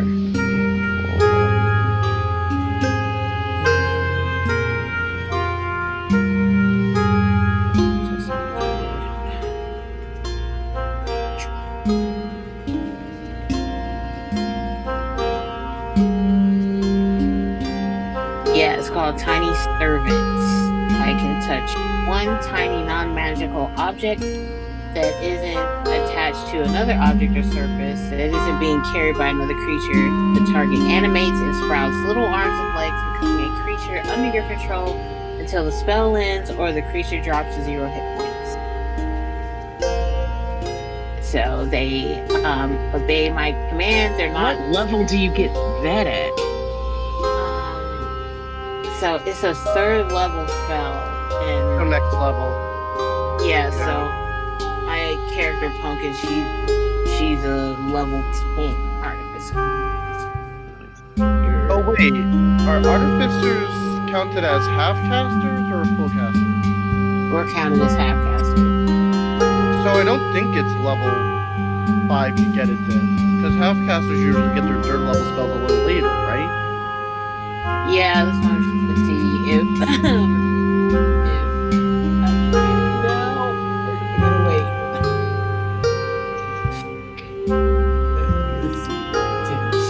Quick question: which Spire has the most lore right Probably, well, possibly the Wandering, but You don't get a 3rd level spell slot till level 9. why do you ask? Yeah. now? I want to look at it so I can flesh out the lore for the breakfast Spire. Well, I probably have that more than the Fractal or the. Say that again. I probably don't have that much more. It's still it gives me my brain a bouncing off point to see what other levels are. yeah, Also, so Don't. Sorry. you go first, dude. I was just talking about the Spire conversation, that's all. Oh, okay. I was gonna say that it is level 9 until you get a 3rd level spell, but we are in a magic item making class, so maybe we'll make like basically an object that will have that effect, but can't really be spread to other small objects. I don't know, that's like a possibility. Yeah, because I can only have 2 infusions going at one time. So Yeah, so maybe you'll be able to make a tiny servant in magic, in the magic item class, like make make an orb that could turn into a walking orb, basically simulating the tiny servant spell.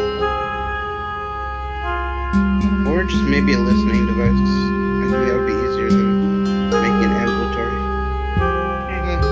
True, but I guess it all depends on like the spell you're trying to replicate when you're actually making a magic item, rather than just making a brand new automaton.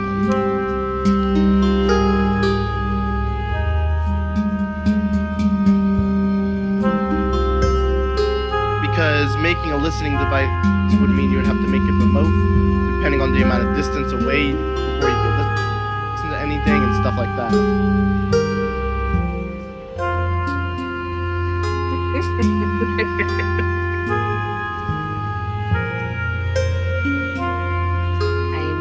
I might be able to.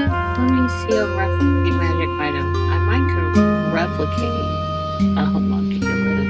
Let me see. Well, if it's a part of the replicate magic item spell, like replicate magic item part of your artificer thing, then maybe. Yeah, it's one of those. I don't think the homunculus servant is a magic item. I think that's like its own thing.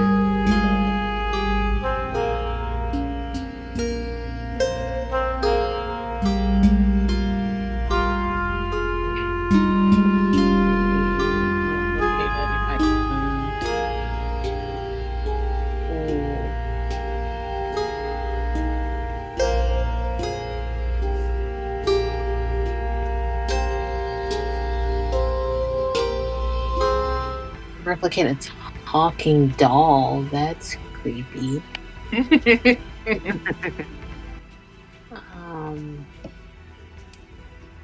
Wait, you don't want to replicate a tiny talking doll? No, I don't. Andy. Not really. Dolls are obvious. I would rather make a rock a listening device. No, I mean, yeah, I mean, not for this. I just made A sending stone that always is open. You could shut. You can start in one location and turn it off if you touch it again. It's not the worst thing. Anyway, I mean, it's not like something we could use right now anyway. It would have to be made. Yeah. But, are we, ready to get back to it? I believe so, if everybody else is still here. Whenever y'all ready. Mm-hmm. Okay. Alright. Okay, so where were we? Kin had followed Lucina and crew for a bit across the field. Probably made note of where their dorm is. Oh man, you're gonna give that to me? I would totally tried to do that. And that's where they were heading, so you would be able to figure that out. Thank you. Mm-hmm. Benevolent DM. Yeah, occasionally I'm going to give you stuff that you actually want. I'm not always going to make you work for it. Rokoye and Logren had second lunch together, dinner, if you will. Then Logren went off to his class. Rokoye, what did you do after Logren left you? Joy probably would have went back to her work. Back to the workshop. Excellent.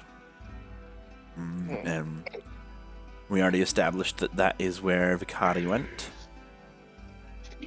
Back Yeah. to their room. If you entered the common room, you'd probably see Vicari's door open. What you doing in there? And there's a few, you can hear a few voices from inside. Whether you want to come and figure out what's going on is up to you.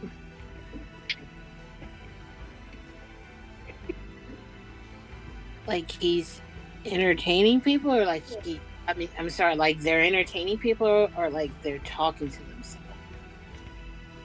You hear a few other voices that are not Vicari's voice.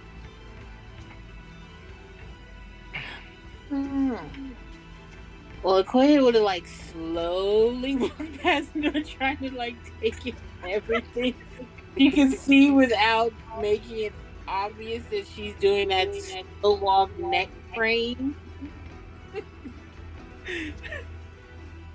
But she wouldn't have been nosy because she knows Ari is about their stuff. Well, their door is open, so it's not really they're not being secretive about this. In like the pillow kind of space, there's just a bunch of people.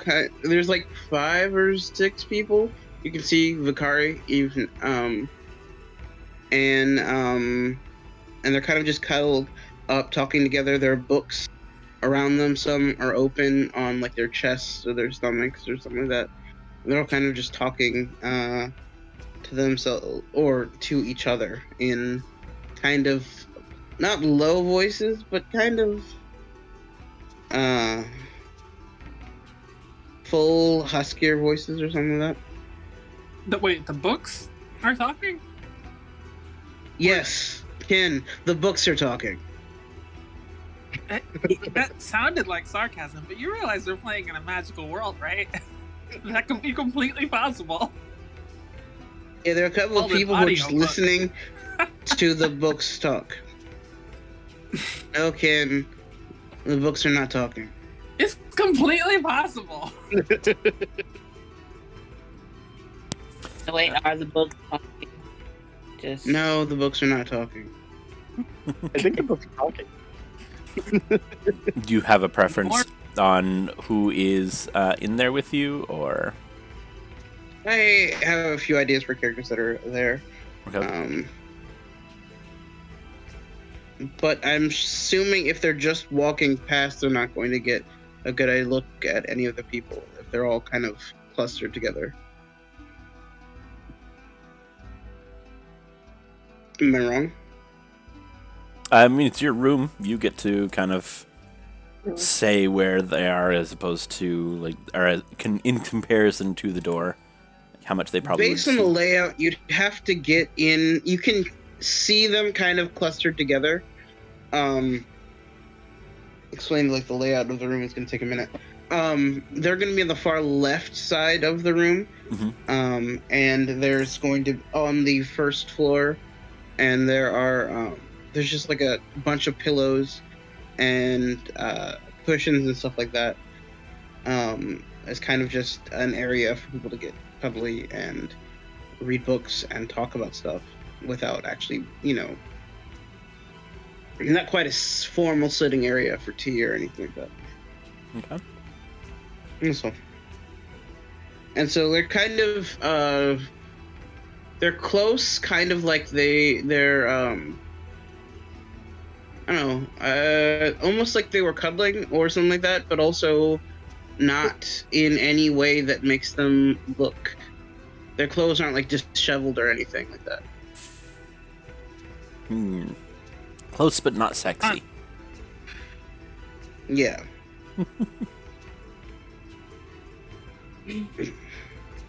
Okay. Yeah. Okoye would have stopped by, picked up the toaster on the counter, and walked by the room slowly. Like, But she did kept going to her room, but she'd have made a mental note. Alright. Yeah. No one looked up to see you. As Vikata, you probably noticed that somebody walked past your door, but it didn't. Kari was otherwise occupied. It's fair.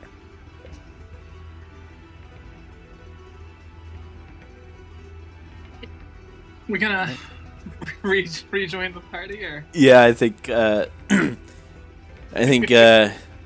Vikata is enjoying their little party, as Kin probably would cycle in before Logren because of the class that Logren's in. But Kin, you cycle into the room. Or into the common room, at least.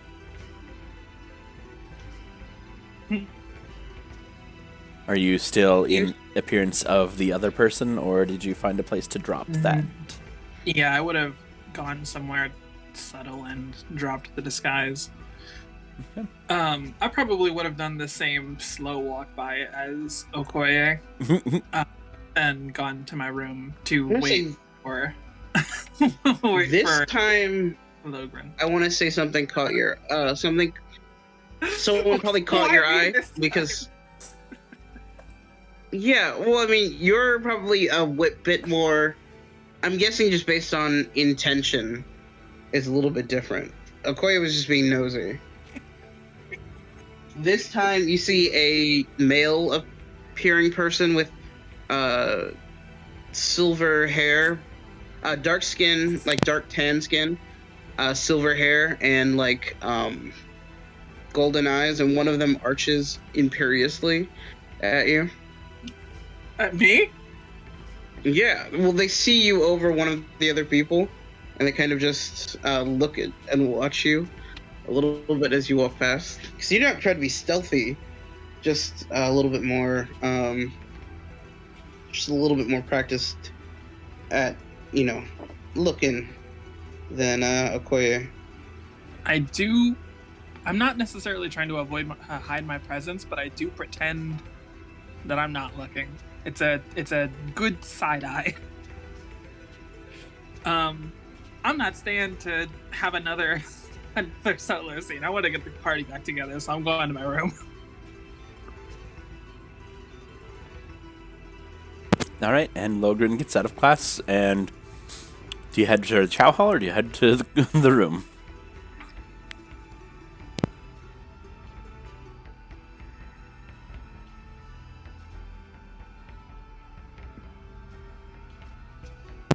Logren? Sorry, my bad. My mic was off for a second. I was like, was I on mute?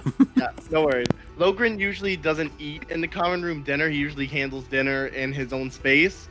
And also, Logren's in the mindset of, all right, we split up. We've gathered information. They should be discussing right now in the common area, all sitting around a table, sharing notes, talking about information. Logren enters our dorm space, and no one's around except for an open door. I mean, I probably would have been like, okay, let's say I probably left Duchess in the common room to let me know when what's his name? Logren or anyone showed up? Yeah. I feel like Logren's loud enough that you would know when Logren came regardless. Not always. Not always. Also, it depends. Okoye and Kin, did you leave your doors open or closed? My door is not open for Rikari's entourage. I'm just waiting for everyone to be back. And Okoye? Sure, and Okoye? Okoye never closes her doors. She's just always in her workshop. Oh, for real? It's loud in there and smells and sounds and clanking. She never closes it.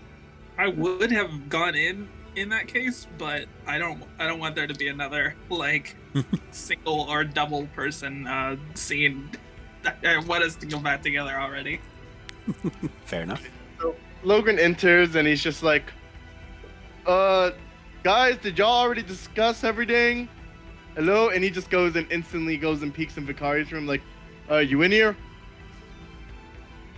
Okay, and then each of the people kind of gets up. The silver-haired person whispers very closely into Vicari's ear. The loud one is here. You said we had more time. You know what? Do I hear this? Oh yeah, no, definitely. Yeah, because my ears are just they're a shit as a knife. So they're a shit stirrer. Oh yes, the loud one is here. Leave before your precious ears bleed. Oh. They turn their head and they just smile at you. I smile You're back. funny. Oh my god. What's your name, loud one? Oh, well, I am Logren. What is your name? You can call me Silver. Oh, very creative. I know. My parents picked it out just for me. Very nice. Silver reaches down and pulls a full-figured black woman with like his a large afro. They're wearing kind of like goth bondage type gear and sunglasses, even though they're inside. Yeah. Of course. Please tell me you have art for these people. I don't yet, but I can find art. I was gonna say, please do, because they don't have to be recurring characters. They're just Vicari study group. well, if they're a Vicari study group, they might recur. Recurring study buddy. Logren's big, the woman says. And she kind of licks her fangs, you see, when she smiles. And like her tongue is just like slightly forked. Oh, Nothing okay. crazy. Gotcha. But she is dark skinned. And she kind of sashays up to you, and she kind of puts her hand on your chest. You're very strong looking. Well, thank you.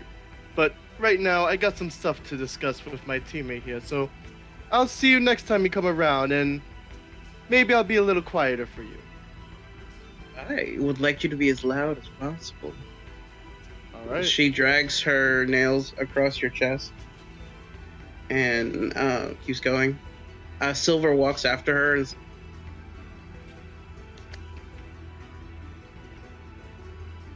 Like, are they gone? And Silver walks past you, and a few of the others kind of pack up and leave. Gotcha. They're smiling. And Silver says, "You're gonna want to be careful of her. She's a man-eater. Literally." I am... What do you mean? Logan just looks super confused. And here's what I'm gonna say. Anybody without even the need for an insight check could tell that Logren is completely oblivious to what that entire interaction was. He did not... He's just like, huh.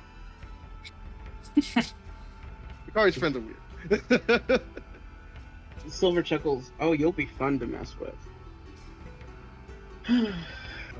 Alright. Victoria, you're going to have to invite us over again. I know I said next time was my dorm, but yours is just so comfortable. Bye now.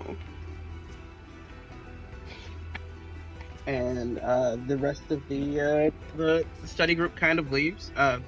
They're all pretty interesting, for more or less. There's a short one with a massive hat, like a witch's hat.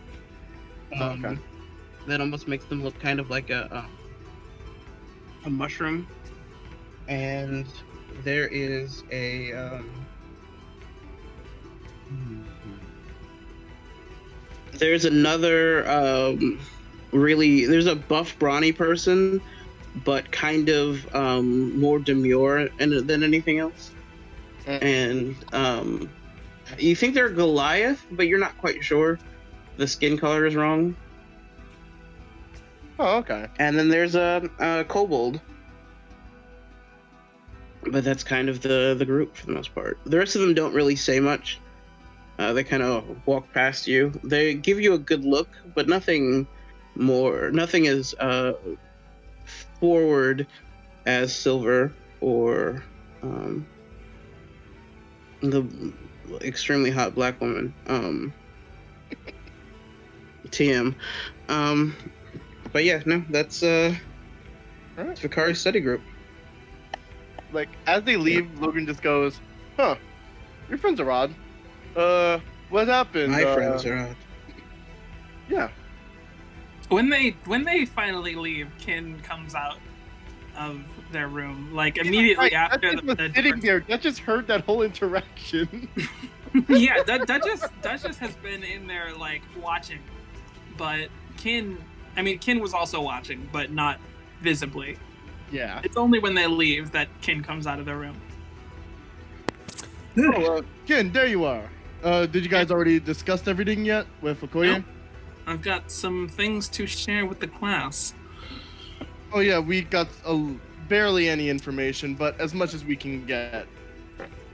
I've gotten more than barely a little information, but I call Okoye out of her workshop. Okoye, you coming? It's time to talk about what we figured out. All right. And she comes out. So, just so all of y'all know, I put all of the we put all of the names inside the KLOV Mystery Details channel. Gotcha. Those are our 8 suspects rather. Yep. I'm going to share that I have gotten some visuals on at least one of the parties that we are looking at. All right. I'm gonna create a little illusion of the 4 people in Lucina's party. Oh, okay. And I also put their names next to them. Yep. Seems like you've got a lot more information about the people we were looking after in specifics. Yeah, I'm pretty good at this. I mean, what? No worries. Right now, I can see that they look like Vicari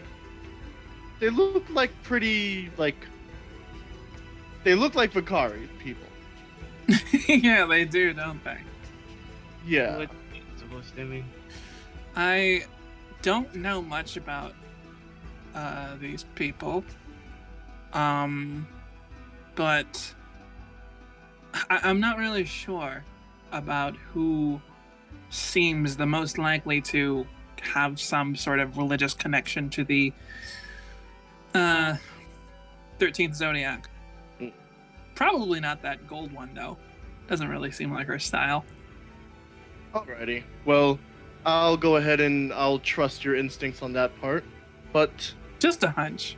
yeah. But I kind of got a little small piece of information other than the names of the potential person. Is also the fact that the teacher knew about the marking when we entered the classroom. Like, they knew about the marking on the table that was there Did during they? that class. Yeah. Did- So Is like, that accurate? Art? I yeah, didn't pick up on the teacher we went to see knew that the mark was on the table and said, "Oh yeah, we were getting that dealt with." that. Was that class after the other one? That's the thing. I don't know which class was before which one. We probably would have had that information, right? Yeah, you were looking at the 'Cause we class looked at schedule, the- so you probably have that information. I just don't know which order Art. it was. Art, Art. was that class before or after the other one? It was before. Sarfiel came before Knackle. Okay. Okay. So the first, like, so it was there from like the first end of the first class then. Starfield was before Knuckle. Yeah. So You talked to Starfield. yeah. So Starfield said that the mark was there when they saw the mark. So that means it was there pretty early in the day. So that and means probably during their class. So wait, does that mean that the mark would have been put there before either of these classes, which means that it wasn't It any could of have them? been during his class, and then at the end of the class, he noticed it before leaving. Possibly. Okay. So here are the names I had from them, and I don't really got any faces to the name. He didn't really want to give certain pieces of information to me, like, teacher, student confidentiality, stuff like that. But all these names are part of a party, so we attach the faces to the names and kind of figure out their vibes, and we'll figure that out. Do I, Art, Mhm. what are the odds that I have gathered these names already from my studies of the other students? You know, well, are you gonna pick 25 again? This time I'll pick 52. Would have been better for 25. None of the names sound Use super familiar to you. inspiration. Can I use my inspiration? That's for D20s, not for this.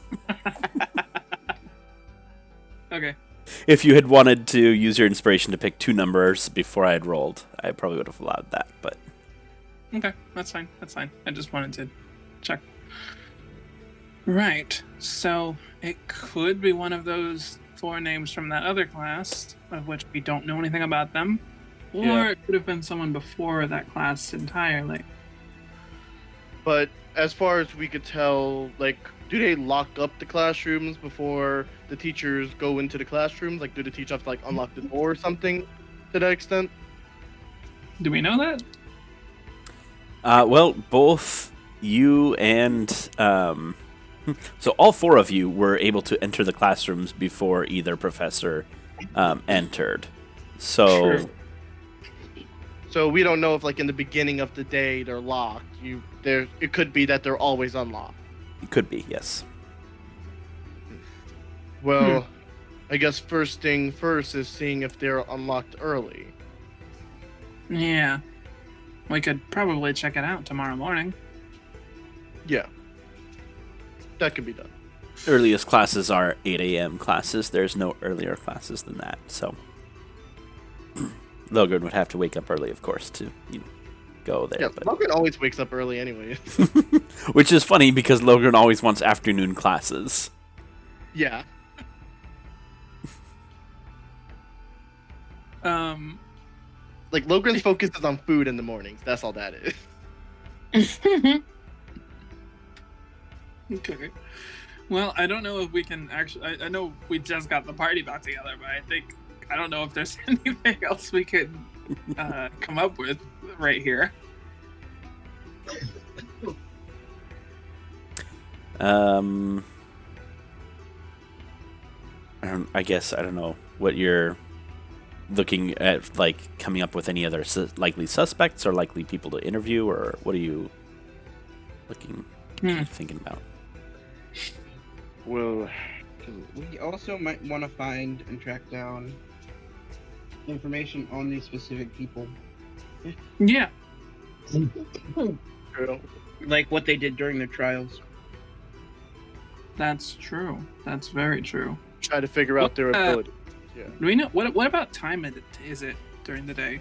Like, is it late? Or? It is getting on to be now. Would be, since Logan's last class would be at 4, it's probably 5:30 by now. So getting to be dinner time, especially for Logan, who needs to eat every couple hours. Not even need to, just likes to. Likes to, You know. Okay. Well, how about we go to dinner? Well, I can cook something up here. We can continue just to chill out here if y'all want to. Or we can go out and eat dinner if you'll feel like it. Either or. I just wanted to possibly eavesdrop a little bit. Okay, Well, so we can go out and eat then, sure. I do want to offer Okoye the opportunity to go to bed since it is super late for her. Yeah. We do not have to. We can keep going a little bit since we did start late and kind of get interrupted in the middle. Or we can call it a night here.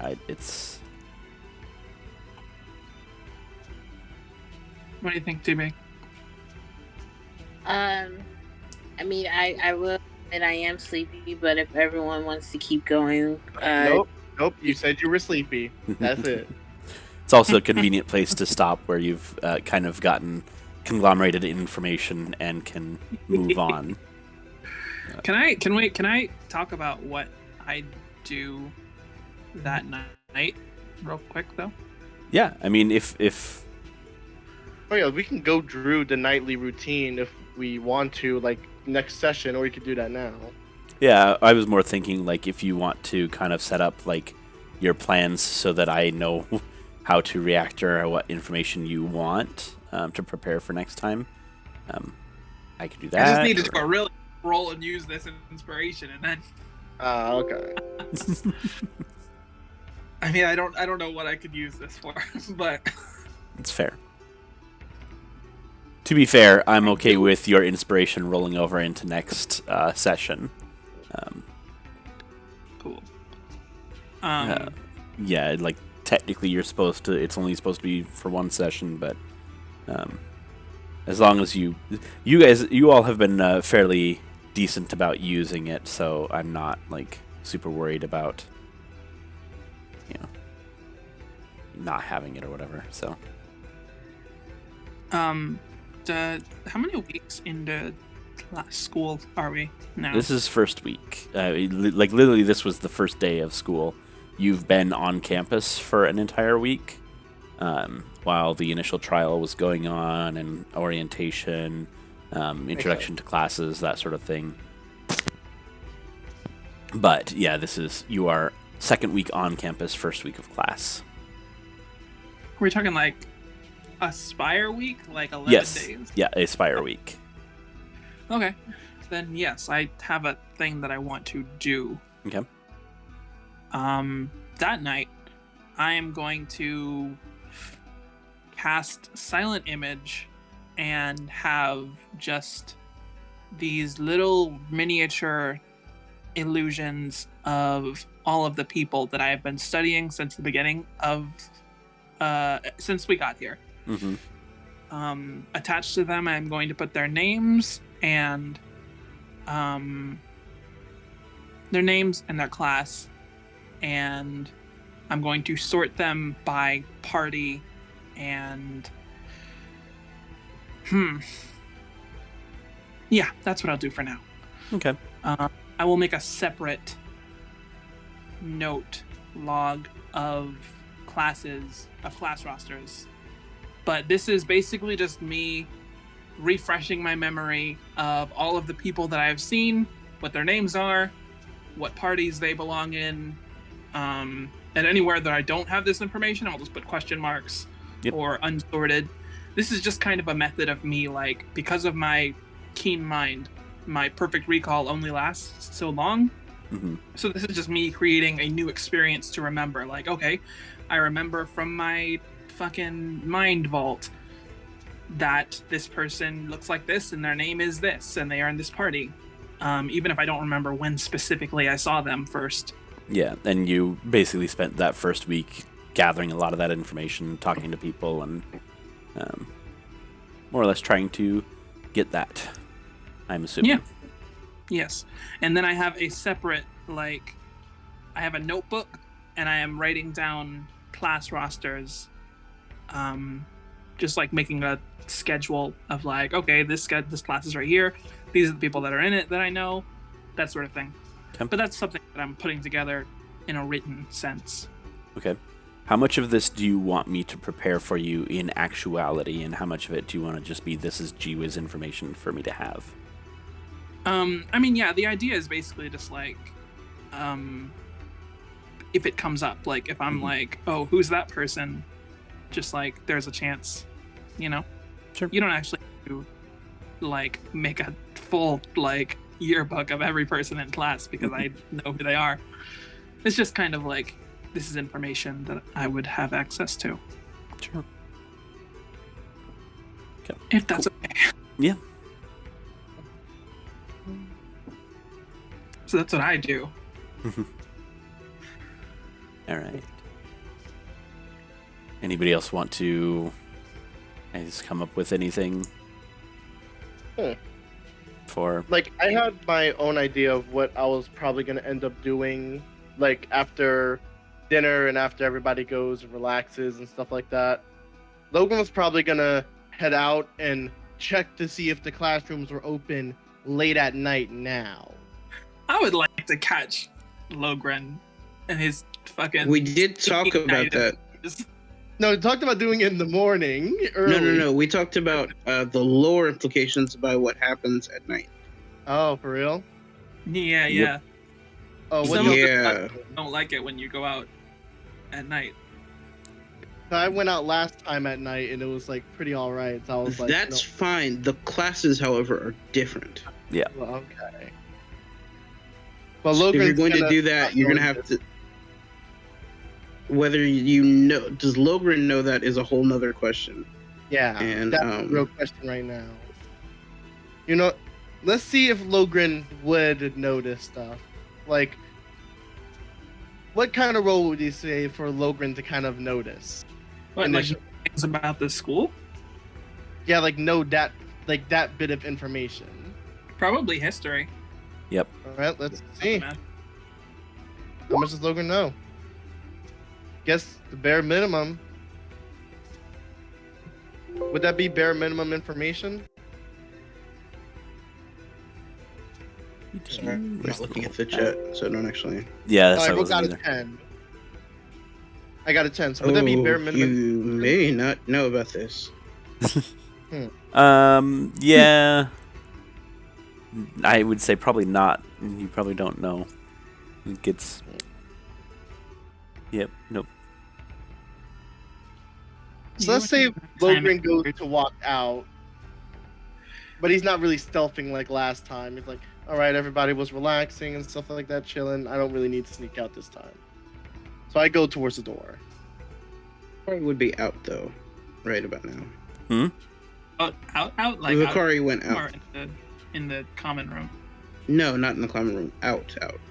Okay. Yeah, I guess. When are we talking about you all doing these things? Like, that's, I guess, the question. Like, we'd set up for Kin to do this kind of nightly ritual type of thing.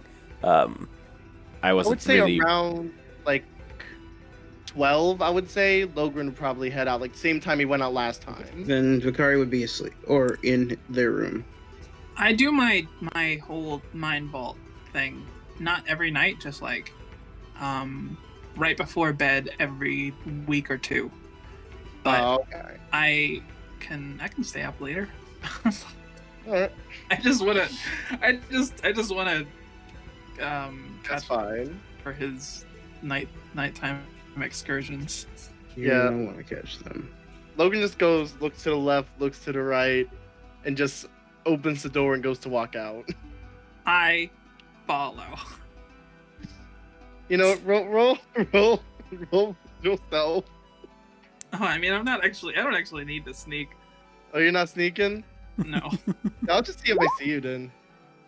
Oh, nah. Nah, I got a 7. I'm just walking. No, you have a pretty high passive perception. You would notice. I just turn my head. I'm just like, Kin, what you doing? Where do you think you're going? You know, I cannot lie to you. This is not my first time doing some, well, let's just call it nighttime research. And I was gonna head over to examine to see if the classrooms were open right about now. Why didn't you bring any of the rest of us? Well, I thought you were all about friendship and camaraderie and all of that. Well, that is true, but if there was a situation was to go haywire, then it would be good for you to have backup. that would be true, but Sneaking around and going off on your own is my thing, Logren, not yours. You're the friendly guy who brings everyone together. well, sometimes the friendliest people sometimes have the most secrets to themselves. Kin narrows their eyes at that. What kind of secrets? Well, past. But right now, what I'm trying to focus on is making sure that none of you guys die as well from whoever's targeting people in our immediate area and have prophecies with our kind of descriptions within it. Like, if I'm be honest with you right now, here's the one true, genuine reason why I say I have my secrets. Do you know how many groups I was in back in my tribe and how many people I couldn't save? No. 8. You 8 you lives I couldn't 8 help. groups? 8 lives I could not help. 8 lives I lost that were fighting alongside me. We can take care of ourselves, Logren. Well, But you need someone to watch your back. that was the issue. They were watching my back, and that's what made them fall.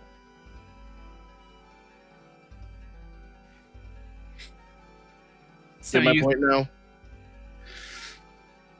I get what you are talking about, but I'm still not going to let you go off on your own. If you're going to do this, I'm coming with you.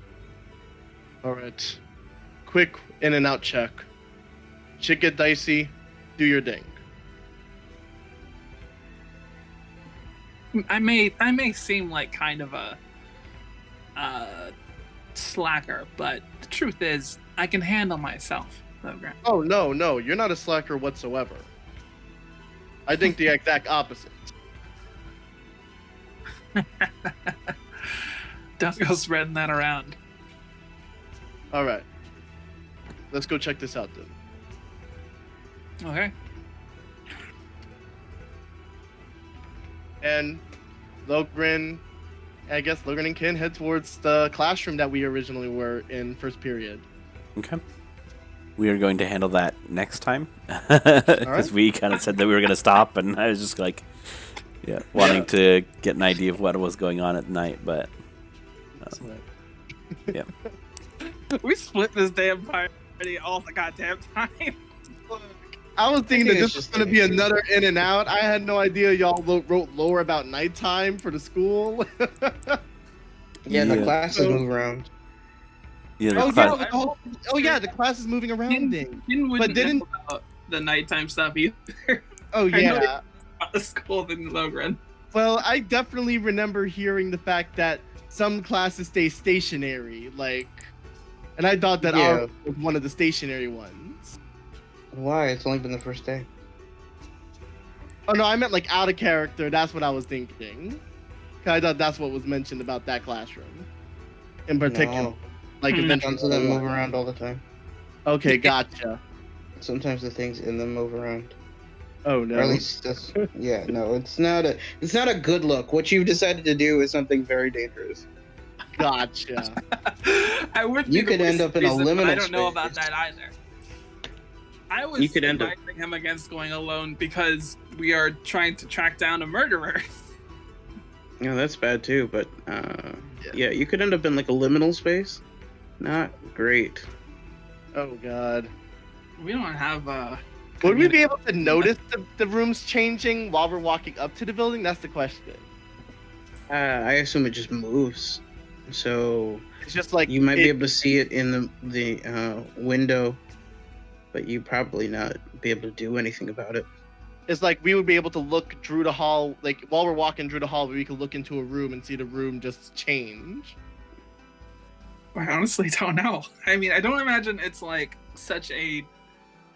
It wouldn't be. I don't know if anyone could feel it. I don't think it's moving buildings.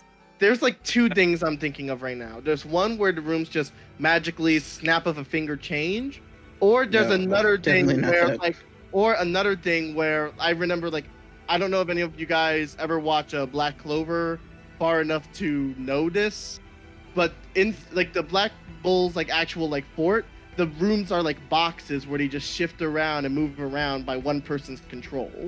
So it's just actual built pieces of the building shift around and move. It would probably be they'd move in and out of liminal spaces. Gotcha. All right. Spaces between spaces. All right. Dimensions. So as long as we are not in a room when the room shifts, we should be all right. Yeah. I mean, maybe. As long as you're not inside of a building when the room shifts, you should be fine. Or in a space where someone wants to put a room. So not even in the hallway, in the actual fortified building. Yeah, no, the hallways are arranged too. I mean, it's all moving. It would have to move around. Really much of a safe place of when this shit is moving around. It's try not to get trapped anywhere by movement and try not to get in the way or shit. I mean, if you're in a room while it's personally being moved, you're probably okay. If you're in spaces in between rooms or where things are supposed to be, you're not in a good space. Well, I thank God the two most acrobatic and fastest people in the party are the ones doing this crazy stuff. How fast do you think you are to dodge a building or a room? Went in shift mode. I'm gonna say that I'm thinking Yeah. that Move 80. I'm thinking that you would have been warned in that first 11 days to not be in any of the buildings that are not your dorm in the middle of the night. I like to So think they would have given that warning, Yeah. but think about it. So let's just say it gave the warning, and after that whole entire speech, that whole entire conversation me and Kin had, Kim was just like, "Wait, Logren, this is a terrible idea." And Logan's like, "Why?" Kim's like, "We're gonna die." Oh, They get squished. yeah. So they did say not to be in these places at night. That doesn't mean there aren't cool things in between the liminal spaces. Of course, the Uh-huh. teacher's gonna be like, "Hey, don't go in, don't go wandering around." But that's because they don't want you to find the secret passages. So here's the Or real the question: time-space passages. Will Legend go ahead and tell Logren, "Hey, that idea, don't go. We're probably gonna get crushed," or would Kin have the mindset of, "They're just trying to hide stuff from us. Let's go ahead and inspect this stuff"? I honestly, I feel like both. Ken would still go for it, but like we should be careful. Alright, so it's official now. We are going for that next session. Oh god. We should. Okay, here's a thing that Okoye should make for us: is some sort of way to call the others when something goes down and we need help. Like sending Probably. stones. Like sending stones, yeah. But you know what? That'll all be figured out later. Just some kind of distress beacon. So it? Just some kind of distress beacon or whatever. I don't Yeah. know. It doesn't have to be would sending be- stones, but something to that effect. I don't know how difficult sending stones are to make. I'm just, Also, it's kind of what a other we need help button. yeah. But wait, but would other students still be walking around at like 12 or something like that? Because it is a college campus. Like, Side, It's a magical fine. college campus. even long as they're magical not- college campus, it's still like people walking around outside and stuff like that. Like, I'd be on my campus, people still be outside chilling on 1 o'clock on a Tuesday. Yeah, but magical shit doesn't try to fuck them over at night in a real college. Being outside is fine. I think as long as you're like food carts and stuff like that, probably are still doing things. There's like late night places or whatever open still, but like Yeah. the classes, however, are probably not some place that you want to stay. Fair. That's all. It's like You know the what? this. Let's just put a pin in it as a group. Like, let's put a pin in it, figure out the mechanics of everything and the way the school works at night, as in like socially and magically. Then we'll go ahead and re-establish what the fuck we're doing. We're doing this either way. We're doing it Yeah, either way, you're- but it's just how cautious are we gonna be doing it? That's You the all question. should be super Like- cautious. Like, how many people around the campus are gonna be like, "Yo, don't do that," when we walk towards the building? Okay, and before we officially Depending on fully weather. call it, I am going to say, Logren, if you plan on doing this outing and still waking up early in the morning, this goes for you as well, Kin. You're going to risk exhaustion Okay. I'm not waking up early. because you are not getting a full 8 hours if you wake up early. Like, just Gotcha. throwing that out Because there. honestly, because I was thinking this was just gonna be a quick in-out situation, not a whole hour excursion through moving platforms. Well, Hour if you're even lucky. even still, you are out and about, not resting during your quote unquote 8 hours of rest. You would be risking exhaustion even with the quick jaunt out Oh, okay. because you are skipping Alright. sleep. You're skipping It's rest. not too late to change your mind and be like, you know what? I need to sleep. I'm just Nah. just letting you know No, you it's like might that, risk like- exhaustion. Well, I guess My it all first depends. Next So I day. guess, yeah. But here, real talk, all Logan really has to do is change his schedule this night. So he just has to not go ahead and